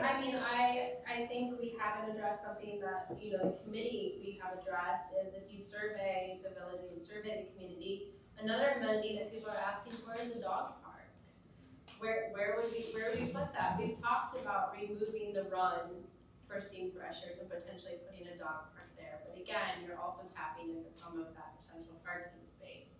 We've looked at other options. We've looked at, the triangle. We've talked this until we've been blue in the face. Mm-hmm. But if I were to walk outside right now, I could probably find 10 people that would say a dog park, a dog park, a dog park. That also path benches where you could sit and let your kids play on the playground, let your dogs run around. And it feels more humble and more of a community. So I don't want that to, I don't want that to not be part of this discussion when rebuilding the dog park. So whether that's at the current pastime park, whether that's a small area at this potentially new rec center, or, whatever it might look like. But I definitely think that that's important, but I would echo a lot of what, my fellow committee members have said. I will also advocate for being a little eerie when, I have a husband who's an avid disc golfer. He has recently thrown a disc into somebody's tent. I forgot about that too. Like, by accident, yeah. right? But it's Yeah. in the middle of the campsite. We've talked about either expanding it to a full course, only a small par Yeah. course, or simply just picking it up and relocating it elsewhere. That way you aren't impeding on people that are eating breakfast or lunch, dinner, whatever it may be. And he felt bad knocking on somebody's tent to retrieve his disc. It was awkward. He called me and he was mortified. And I'm like, well, I don't know what to tell you. He's like, add it to your parks meeting. And I said, okay. So we mentioned it, right? Those are simply my things because that, I think, what affects my family as here living in the village too. So. Yeah, and just one devil's advocate on that is until we have a full plan for Pastime Park, I am very hesitant to spend any money on capital into Pastime Park because I have a dog too. I would love a dog park. But if I have to move the dog park later, or it's like, I feel bad for Tom, he just said that he put up lights and then we're talking about moving that whole field. It's like, well, those lights would probably have to go with the field. So I get that we're behind the 8 ball, but if we don't plan it well, I don't want to waste money. Like, I don't want to spend money and then build something, and it could be any of these things that we've talked about, and then be 3 years from now, be like, you know what? That I really want the dog park over here, buy it down over at McKittrick Park. I want to put it there. I'm making that up. So I certainly understand it. I always think about like, how much do we try to improve today versus how much do we save and really do it right? Like, do we go, do you do kind of like just the coat of paint, or do you rebuild the walls? Like, that's where I'm kind of like thrown, like where I'm kind of like lost on this. So I guess. And we do have other topics tonight, so we do have to probably go. We'll finish this in probably 5-10 minutes here. I don't know the exact guidance you guys were looking for, but I think that there is going to be, no matter what we do, a ton of different opinions and a ton of different desires. What I think we really need is option 1, option 2, and option 3.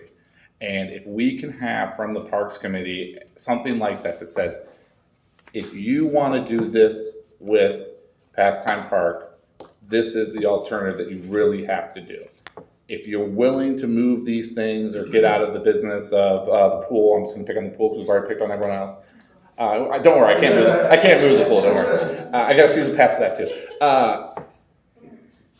I think that is probably what we need, right? Is to see those options and see the practicality from people that have to design it. Now, my question would be, as we go into budget season, instead of spending some of this money on some of these capital improvement projects, would it make sense to have someone, what I would challenge Linda and the staff and Renee is, does it make sense instead of spending the money on maybe some sort of needed capital improvement, do we spend the money on a design for these things and get a plan? Because I don't know if I really want to put on volunteers having to do CAD drawings and everything, but if you guys are willing to do it, I'd love to save the money and put it in capital instead. I think that's where we have to decide in the near future, because we're in the budget season, of what it would take to come up with this plan. And can we use what we already have in the Parks Master Plan? Can we repurpose? And I think that, to me, is the next step. I think some of those options have to include the chicken and egg things, well, we can't move the ball fields until we have some place to move the ball, you know what I mean? But that has to be part of those options, option 1, we have to do these things. So here are the things that have to happen if we're gonna go with option 1. Yeah. Well, and I see this on this list here, talking about dog park, is Jackson Street. I mean, that was that. That's an idea we've thrown right. around, that property is there, and it's not like we're going to develop. You guys can have that. Right? They could definitely put a dog park there if they would like to. To be honest, when we talk about, when we discuss Jackson Street, I think, to be honest, and you look at the second page there, this needs to be a conversation back and forth, and we can do that, Mr. Terry, for sure. But we don't know what council may have in mind for that land, so we don't want to say, hey, there's a dog park should go there. So I think we just still need to have a little bit of that feedback back and forth. With it being in our wellhead area, I don't think that there's really a whole lot of development that we're planning on doing there. Well, and I think what I'd like to see is, tell us what you think would be the best, you know what I mean? Instead of well, we don't know what you're gonna do with that land. Tell us what you wanna do with the land, because we may go, that's a better idea. Okay. You know what I mean? Yeah, we operate better that way, right? We're just here, we wanna do this with this land, but you guys gotta, allocate it to that. Mr. Chair, before we close the discussion, I agree it's probably getting long in the tooth. Is there anything on this list of items that needs to be presented to council briefly in terms of possible issues that they're going to have to deal with very soon? For example, the hiking trails and the Heritage Trail. projects. We haven't even talked about those yet, that are gonna need funding also, and they're vitally important to the community. And also, the Parks and Rec Committee isn't all about parks, it's also about recreation. And there's a significant number of recreation opportunities that are gonna be demanded by the residents here, or, you know, in a lighthearted kind of a way. Like an adult that- education that, program. that need to be part of the discussion about what we do with funding in parks and recreation. So I just want to alert people that and let Linda address whatever she thinks is important in that area. The reason I put this together, I basically took what the residents said that they saw, how it was prioritized, what they wanted. And then I basically off to the right said, this is what's going on, or this is potentially what could, not even saying should, but realistically what could happen based on those needs. So if you look at it, you know, one of the things we talk about walking and biking trails is we're adding those in each development. Concurrently, we're also working on expanding the Heritage Trail. So there's a lot going on behind the scenes with that not everybody, you know, may comprehend, but we're working on that actively every single day, making connections and working with partnerships and looking at grants. So there's things going on there as well. So that, I wanted this to be council sort of like, this just in red is the things that maybe really are, I don't know how I'm gonna say it, highlights, I guess, for things for consideration. Things that are black means that it's going on, it's getting done. Perfect. And then one last thing is, first off, again, thank you guys so much for your time. Thank you for your, not just tonight, your time, but volunteering on the committees. Like, it's what drives this stuff. We can't do, you know, like, obviously it's like super important. I think the only other thing that I'd ask staff to do is start looking into funding alternatives for this like sports complex. I'm sorry, I used the word complex again, but because it's a crucial thing, right? Like, we want to be good stewards to like the school district and people. We don't want to stop serving anyone we're serving today. So like, how could this possibly work? Because, you know, we're talking about being able to afford a dog park, and now we're talking about a 100-acre park. Like, those are big leaps, but we're also behind the 8 ball. So starting to envision that, and poor Renee, I was probably like, there's no chance you can afford, but starting to think about that and creative about who we could pull in and how we could do it, I think would be huge. And if anyone is watching and would like to donate 100 acres of land to the village of Plant City for a sports complex, we will accept it. Put your number in the banner at the bottom. Pleasant Valley Joint Sports Complex. Okay, one final thing on this, Linda, let's remind people we have that $100,000 for what, again? So we applied for some money from the state capital budget, biennial budget.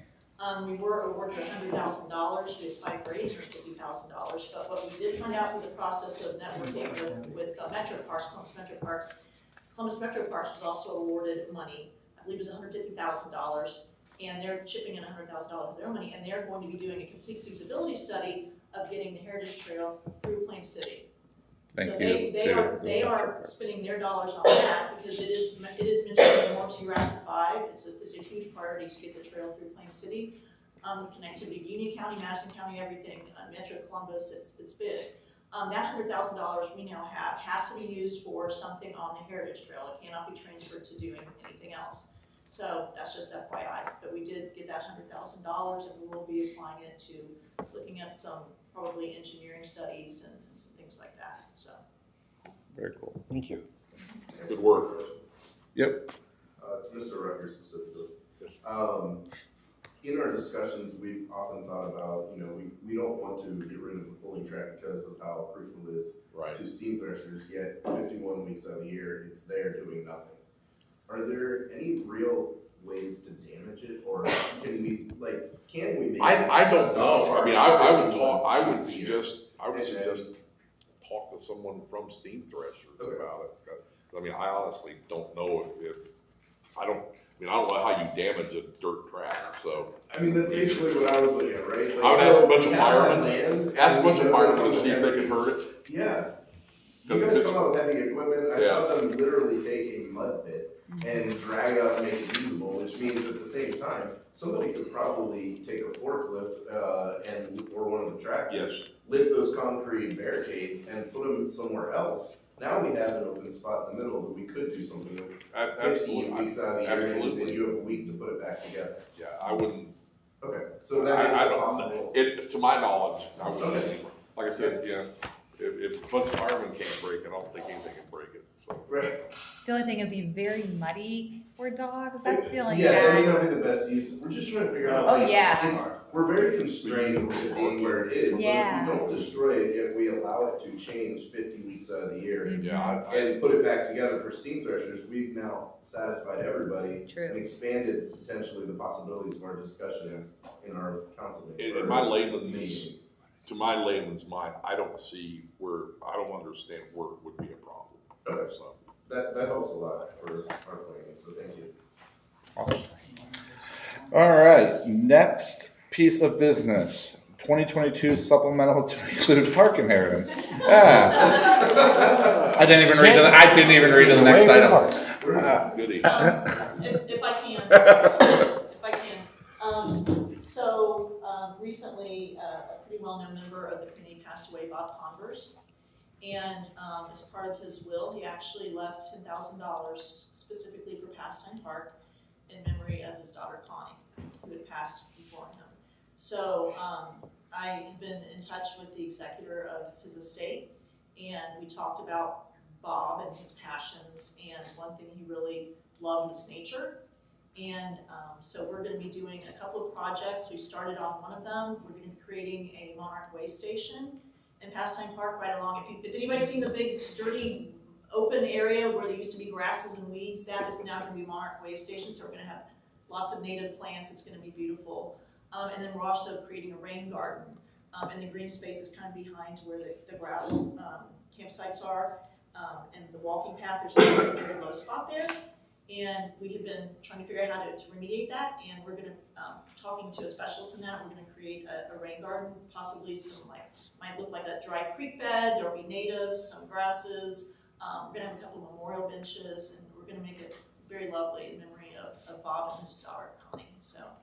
Awesome. That's $2,000. It's supplemental. Yeah, of course. We receive the money, so we Yeah. had to appropriate the money so she's able to spend it. Yeah, and obviously, whatever thanks we can send on behalf of the entire village to like the whole family, like unbelievably kind gesture, and I'm sure you guys will put it to great use.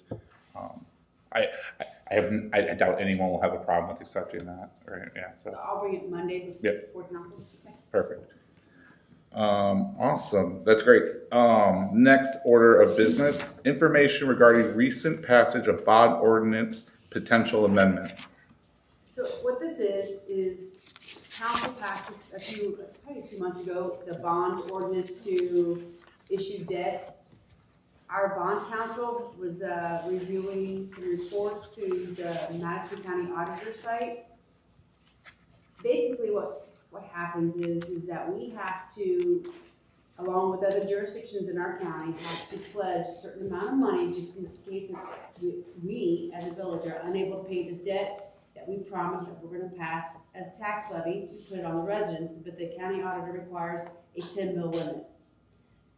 With the $10 million loan that's possible with the sewer plant, it exceeds that. And so they would like, our bond council requested if we would extend the 40-year time instead of a 20-year time. Now, this is like a backstop. We plan on paying our debt. We're going to use our tax, our capacity fees to pay back the sewer debt. This is just a promise to the county and our residents that we are not going to fall short of our payments.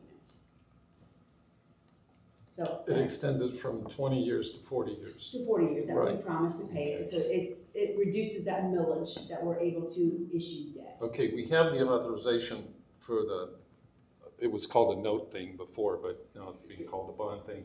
Okay, what is the timeline for issuance of these bonds? And this is still coming back to council before you issue those bonds, right?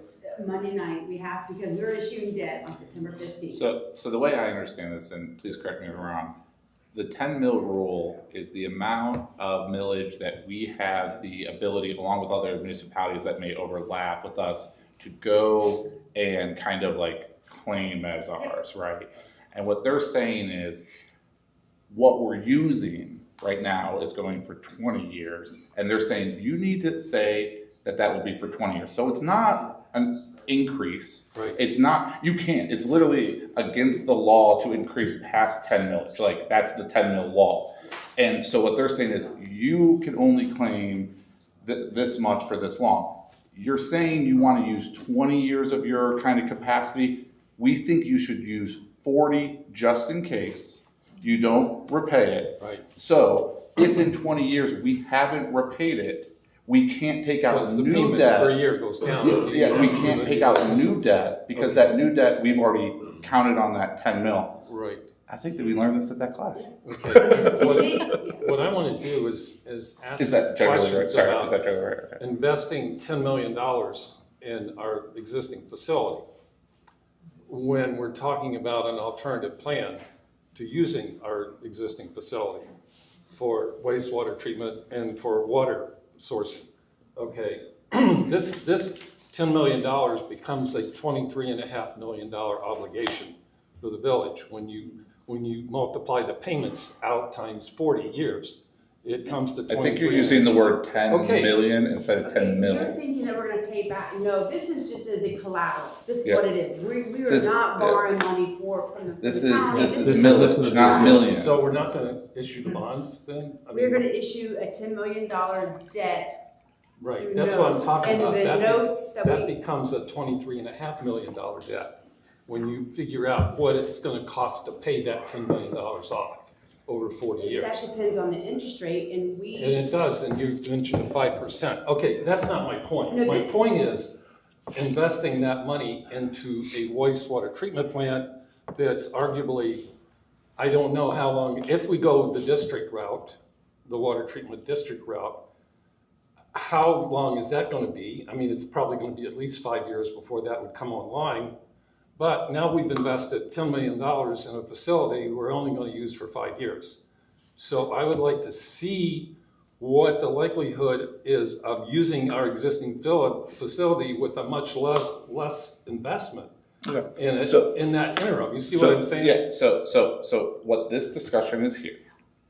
Has nothing is, to do with what you're talking well, about. it is basically a change to what we're going to vote on Monday. Right. But Okay. I want to include this other discussion because that's what the money is for investment in the wastewater treatment. Okay, so what's the longevity of that wastewater, that $10 million investment? It may be 5 years if you go the district management plan. In my estimation, we need to investigate if we can use what we have with a $5 million investment, let's say, or less, Sure. to get by. So here's what I would summarize that for this conversation, and we can have a deeper conversation on Monday. I am no longer interested in debating the alternative route. I will be voting yes on this. It sounds like you will be voting no, and you will debate us on Monday. on Don't this. take that as a given. People's opinions can change for various reasons. So don't assume that. Yeah, I'm just saying, all she's informing us of right now is that the discussion that was going to be 20 years of collateral, not of. Is 40. Is 40. Right. Monday, That's all we're we will have a discussing. vote on this, Right. and we will clearly have a discussion. I will clearly tell you right now, I have already stated what my interest is and where I would like to go on this, and I am no longer interested in talking about. Fine, I alternatives wasn't personally. talking about alternatives, Mr. Terry. I was talking about how much money we invest in the wastewater treatment plant if we're going to go the district route. Sure. Okay? How long do we need to have that investment? If it's 5 years, I'm thinking $10 million is too much to invest in the wastewater treatment plant. Okay, it's not about whether we should go to the district or not. It's like how much, and because then I have a $10 million debt, which is going to take $23.5 million to pay off and burden the budget for past my lifetime for sure. So I would like to have that discussion just to determine what the usefulness of that investment really is, if we're going to do it. So it's not the place to have it. I just wanted to bring it up and that maybe we should be thinking about that. Does anyone else have any questions for Ms. Sana on this topic? Our municipal advisor will be here Monday as well. Perfect. Oh, I was just pointing, because she was starting to talk and you were looking at us, so I wanted to just redirect. Yeah. Let her. Any other questions from the mayor or council on this topic? No. Nope. Perfect. Citizen recognition sign is our next topic of order, and I saw that you sent some stuff. So just to kind of clarify for anyone, we had a application submitted for a citizen recognition sign, like we adopted a kind of recognition policy. The individual had, I believe, 100 signatures, filled out some forms. The discussion over the last couple of weeks has been, okay, we've got a valid submission. How do we want to recognize this person? Where do we want to recognize this person? Where do we want to recognize future people? How do we want to recognize future people? It's our first one, and we don't want to start a precedent. I think the majority of council, didn't want kind of a bunch of signs right at our entry, but they wanted somewhere where it was noticeable. I can't use all the right words, but we had, but basically we wanted to figure out an option for where we could put this that would keep the aesthetics of our community intact while also actually make sure we fulfill the application that was submitted. And I think that's where we kind of turned it over to staff and said, hey, help us out, come up with some options. And I think that's what Ms. Granger has done. Does that sound about right? I just basically wanted to give you all I guess a palette of choices. I mean, option number one is your standard, I just happen to have the picture of London and Marysville. Those are the standard drive into the community. There's a sign there. Yep. There's a million different ways you can tackle that. Bigger. So that just gives you basically a look of what their signs are in their communities. So that's option one. Option two, from what I understand from council, we do have the, I guess it's really a civic board. It's the board that has church organizations and civic organizations. It's actually in Pastime Park. Not super attractive, gonna make that judgment call.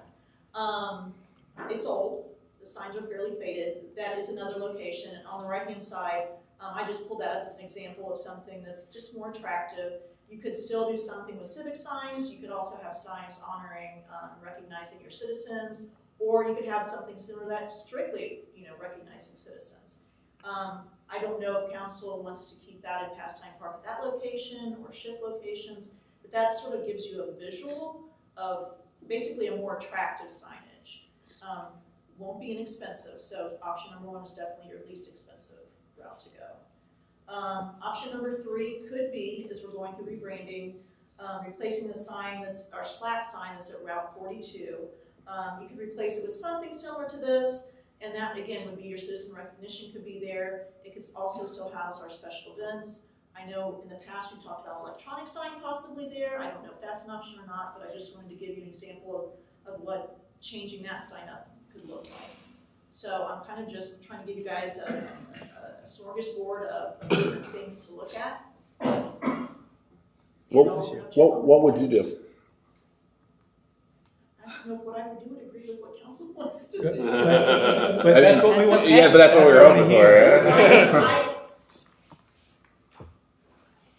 I think you can have a very attractive sign entering the village that would be that honoring the citizen sign. I think that these are not the most attractive signs to have. I think it could almost be something in between maybe option number two and that sign. That's my personal opinion.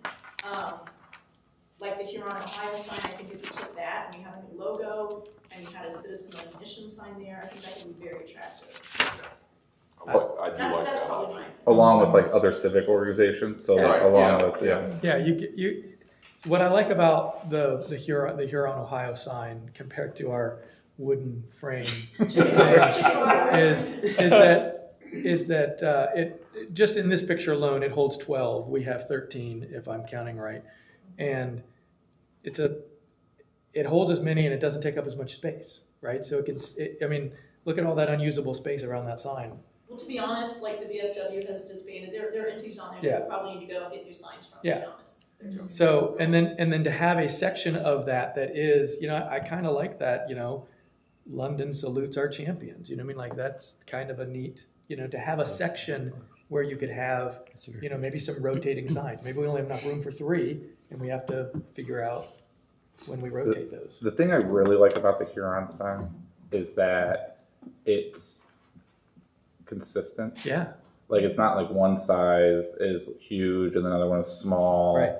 And I think that that is the piece that maybe I'm missing in my brain of like, you know, we need some schematics that say this is what we'll do, this size sign, and you know, this is how long it'll stay up, and this is, you know, what it'll do, and things like that. And are you suggesting the sign be at Pastime Park or at the interest? I'm not suggesting any particular. Were you asking me or?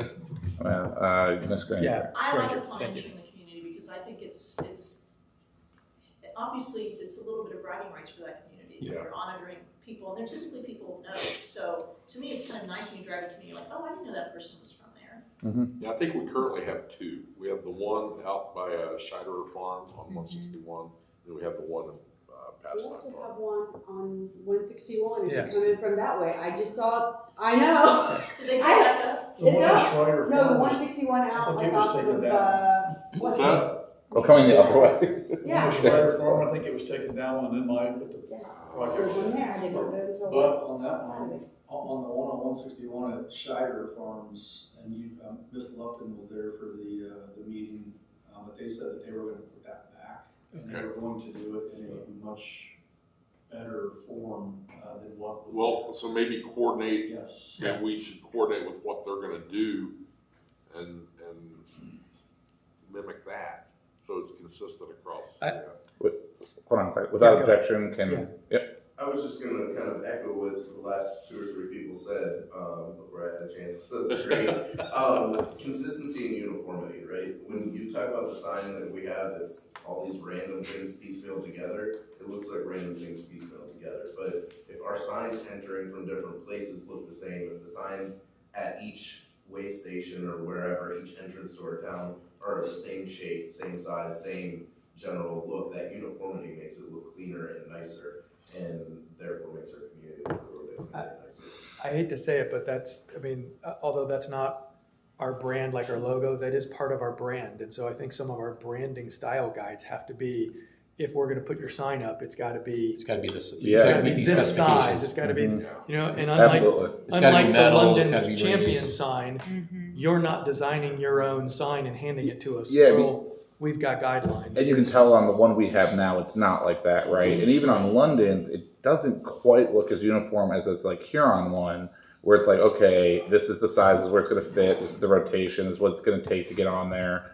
It just seems cleaner. And I think at the end of the day, that aesthetic piece is when you drive into a community, the difference between a sign being like, oh, the home of this person, that brings me some pride, versus, oh, look at those 12 of this is home of, man, that looks kind of trashy, is a big deal to me. Like, I'm trying to keep our aesthetics as high as possible. So, yeah, I'm in. It's a big part of our image when the first thing you see when you come into town is a sign that tells you where you are, what we're about, and has our brand and our logo and even our clock tower. You know, Yeah, and that prominently top displayed. Huron piece has that. You know what I mean? Yeah. And just to be clear, I don't know if the applicant would be okay with this. I'm thinking about like just balancing different people, right? And let's take this for exactly what it is. Okay, so we just had an individual donate money to the parks, and we're gonna give them a bench, I assume, with their name on it or something, like, right? So I'm also okay if like we think about other alternatives like benches. I think the group is leaning towards more welcome signs, but you know, we need to weigh like the gravity of something, right? Like if they won the Super Bowl, or you know, they won their local fishing outing. Like, I don't know, but you know, my point being, like, we do have to think about like levels, and like, you know, someone donating money is a big deal. So like, how quickly will that person say, oh, I want, you know, that family, you know, I think that benches and plaques and things are also a reasonable outcome, but it sounds like we're leaning towards a welcome sign, so I won't fight it too much.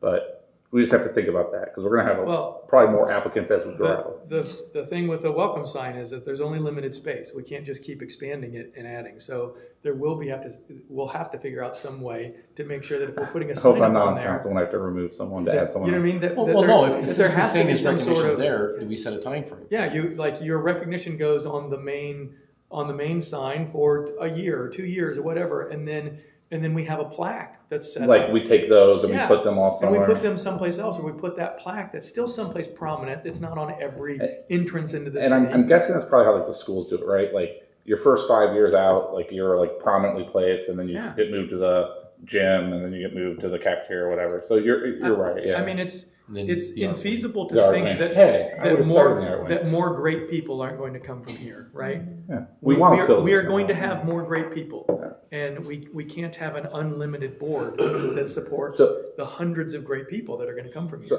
So or thousands. and so again, I think what we need to do, and Mr. Reed actually brought this point up not too long ago, but we wanted to like keep the progress growing, is let's look at that citizen recognition policy. Let's look at what it has and what it's lacking. This is our first attempt at this. So what is it lacking from like time and everything like that? We will have to talk to the applicant. Obviously, we're trying to be fair to both the applicant. I think we should keep them updated. Like we want to make sure they know we're not dragging our feet. We are trying to find the best solution for now and into the future and for other applicants. So I think we should just, if you could try to coordinate some of that, and I think we're gravitating towards the Huron sign. Yeah. I would agree. Terry, can I offer a suggestion? Absolutely. I know I'm way over here, but I know the wayfinding signage is being discussed for after the branding. I know the counties are working on that. And I've been to several meetings over in Marysville on the wayfinding. That might also be a place to include that. What is what are wayfindings? Wayfinding's like That's a Plain good City point. that way. Got it. So you That's go a good from point, Anne Heidi. Dublin, all of their signs look exactly the same. All their directional signs, where the parks are, where the police station is. Yep. Union County Chamber of Commerce has started this.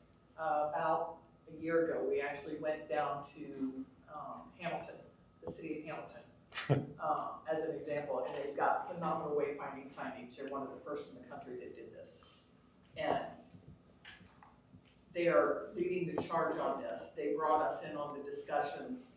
But I know once we started talking about rebranding, we sort of backed off because we want our brand set before we decide what we want to do if we're going to move forward with wayfinding signage. Absolutely. That's an excellent point, Heidi, as long as we're putting signs up all over the place, to have maybe a master plan for avoiding sign pollution, if you will. It kind of reminds me of, I have to say this, Route 66 in the 50s and the Burma Shave commercials down the side. You can't relate, but I'm having a good time with it. Just maybe coordinate how we do signs and have a good plan so we don't end up with signs every place. I mean, I don't know how the extent fully of our branding initiative, Yeah. but that is part of our brand. Our signage is part of that brand, so that is definitely something that we need to pull all together.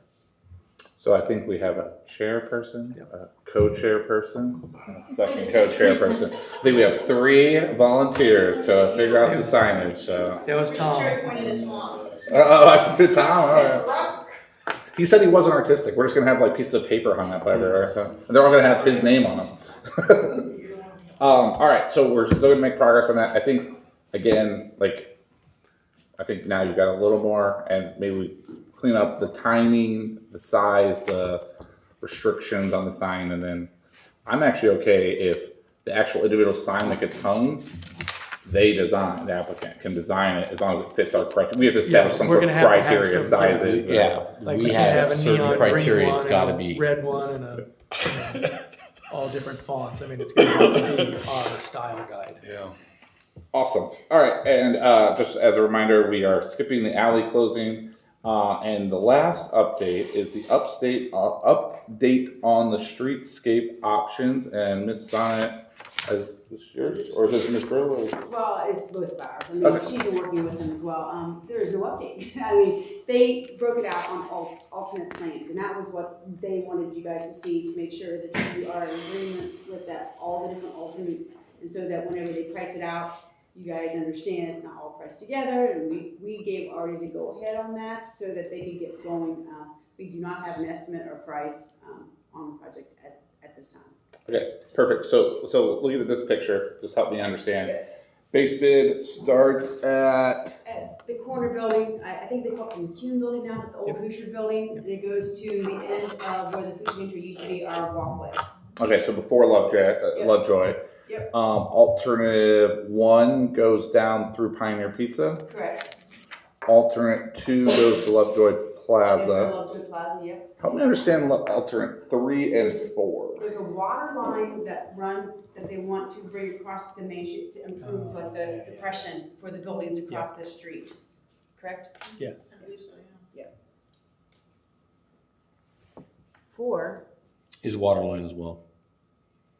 But across the other it way. goes over to the old HER building. Okay, so they're doing the kind of build out of the costs for all of these different pieces. Yes. Perfect. If authorized is how it will be done. They'll have all these base bids, they'll have all the alternates, and then we could pick and choose which one we want. It's like going to a menu, say I want this and that. That's exactly what I Do want. we have That is literally what I want. That's what it should be, right? Yep. So do we, so I guess the follow-up question would be timeline that they provided, and would they come and present this, or would they just submit it to you and then you would bring it to us? Bring it to you, and then you guys authorize to go to bid. Perfect. And then we get bids in for these prices, and then you guys decide, I want alternate 4 in the base bid. Perfect. Or whatever you want. So we're going, so basically so are we already going to bid, or they're gonna give us a first? They have to give us an estimate. An estimate, Yeah, so then when- go to bid, Yeah. and then, okay. Yeah. When are they looking to bid this? We hope by next month to go to bid. Okay, you'll get a good price then. So At the end of the year, the base contractors bid are hungry. is the They want winter existing work. plan that's in place. The base bid was the existing plan, but then I think after further We slowed them discussion, down, yeah. we decided to go to kind of include the whole corner. So The whole corner around to all the way where? down to, The end of Pioneer Pizza. I don't think we decided to do that yet. No, it's no, an that's alternate. literally what we're It's talking an about. alternate. Right, Right, it is right. here. Those are all. Okay, Talking so about I'm bidding just it right interested now. in the part that's in place. Do we have a bid for that Yeah, part that we We're- planned? So we were gonna do that, we said, hold on, we wanted big, bigger, biggest. Right, So okay, we so are are we doing gonna get a bid for that base bid Yes. section, Yeah. the you're gonna get a bid for original all- plan? you're gonna get a bid Okay, for all prices, yeah, all those that'd be good. components. Would it go extend around the corner, because I'm not necessarily opposed to, I Where's thought the extending a little bit around the corner was part of the original It Yeah, goes plan. to the it'll end stop, of, it'll go right Bishop there. Building. Ms. Sonnet, these are perfect, I don't fully understand the water lines piece, so if we had a little why they want to do that. Yep. I think the breakups make total sense of where the base bid, the alternate 1 and alternate 2 are, so thank you for that, as long as, just have someone write, I don't know, a 3-line explanation of water. I'm guessing what they're gonna tell me, if I'm gonna dig that up, I have to dig it up anyways in a year or 2 to fix it, I could just knock it out now. It's Yeah, like, and- once I open up the ground, let's fix it The all. fire suppression for the second floor of Yep. the buildings across the street require that we get better water. Better pressure. So that's come up several times. And is that, so that came up with the fire, I'm guessing, all of the firefighters in the room, and people that go to fire meetings. Is that something we would pay for, or something that the business would pay for? Is that our responsibility? You mean, Well, the city's put a gotta new pay. main in? Yeah, I think that's. The city's gotta put the water line in so the water pressure will be better. Yeah. That's not gonna be the businesses that'll take care of that. That is, Yeah. because that is on city property and city right away. It'll be taken care of, the city will have to update that. So Well, that's why it's gonna be an alternate 3 and alternate 4 We, bid price. we do Okay, charge perfect, cool. So there'd be like some sort new of capping fee. developments for You their, could. for their I access have to a, I water. have a question about these plans. So this is the other side of the street. We already finished the current side. This includes the light post and the lights and all of that stuff, correct? Yes. I have a question about the lights and the color temperature of the lights for our town. I don't think they're right as they are right now. Okay. And I would love for the new plan to include warmer lights because those things are Right. daylight bright. Right. Not just bright, but they're daylight color. They're 56 or 6,000 Kelvin. They're blue as all get out, and they take away from the ambience of our town. So And I do know we have a meeting in 2 weeks with First Energy regarding the taller streetlights, either one, getting them turned off, so you do get more of the Right. ambient lighting. And then Yeah. just about moving them, but yes, I understand. Because I'd love to see the color temperature brought down to Yes. the warmer Yep. range. They're a little bright. They're not good for video. Perfect. Obviously, the sooner the better. I mean, but you're kind of at their whim, so, yeah. Any other discussion topics? I would accept a motion to adjourn. I will motion for us to adjourn. Oh, I will second. Hey, I haven't been able to do anything for a couple weeks, for a month, so I might as well second. On the record. So real quick, so this is great to read through, and you can probably watch it and figure out. Thank you guys so much for joining. Thank you guys so much. Tom, thanks for. Sorry, let me finish one thing with him real quick. So basically, Paul looked at that contract for the alleyway, and it was gonna be like impossible to enforce. So instead, he's writing as an easement, and so that we have the public right away, so we can walk through it, because it's so much easier to enforce. So we asked that we move it from here to Monday, so that it could be an easement instead of a contract. That's why it got removed from the agenda. If you, that's what. I can't be here for Monday. What? I won't be here Monday. I took your thing and just crossed off. I wasn't, that's why that got removed, because all we would have said about it is. I think I got in the away game at the time. Oh, no, it's home. And it's against the worst team in the league, so hopefully I'll be here like I did today. Well, we should have smoked the team today, and my girls laid an egg. Are we done recording? We're still one. Are we done recording? That's fine. I live right on Main Street, so there's a good chance you're right there. Did we stop recording? I know where the elementary school is on the Yeah, west I side. have friends that live across the street behind it. Still live. Oh, yeah. Thanks for being here. Couple down. You can charge by the word for tonight. I'm trying to count in my head. One, Okay, so. there are 3 houses down on the, 3 houses east on the opposite side of the road. I'm on the north side, they're on the south side.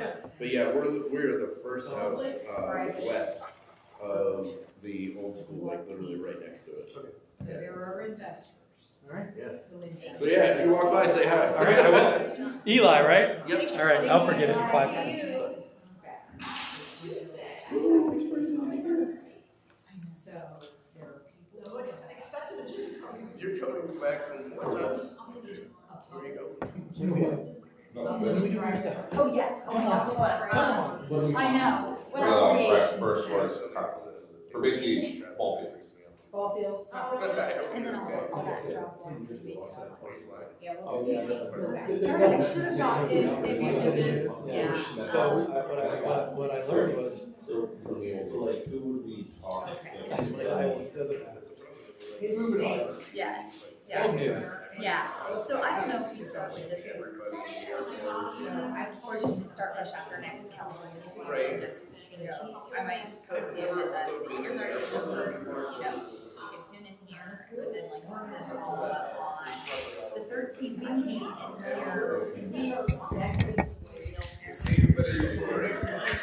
Yeah, so next week is gonna be really tight for me because I have a meeting with, this is what you do. This is what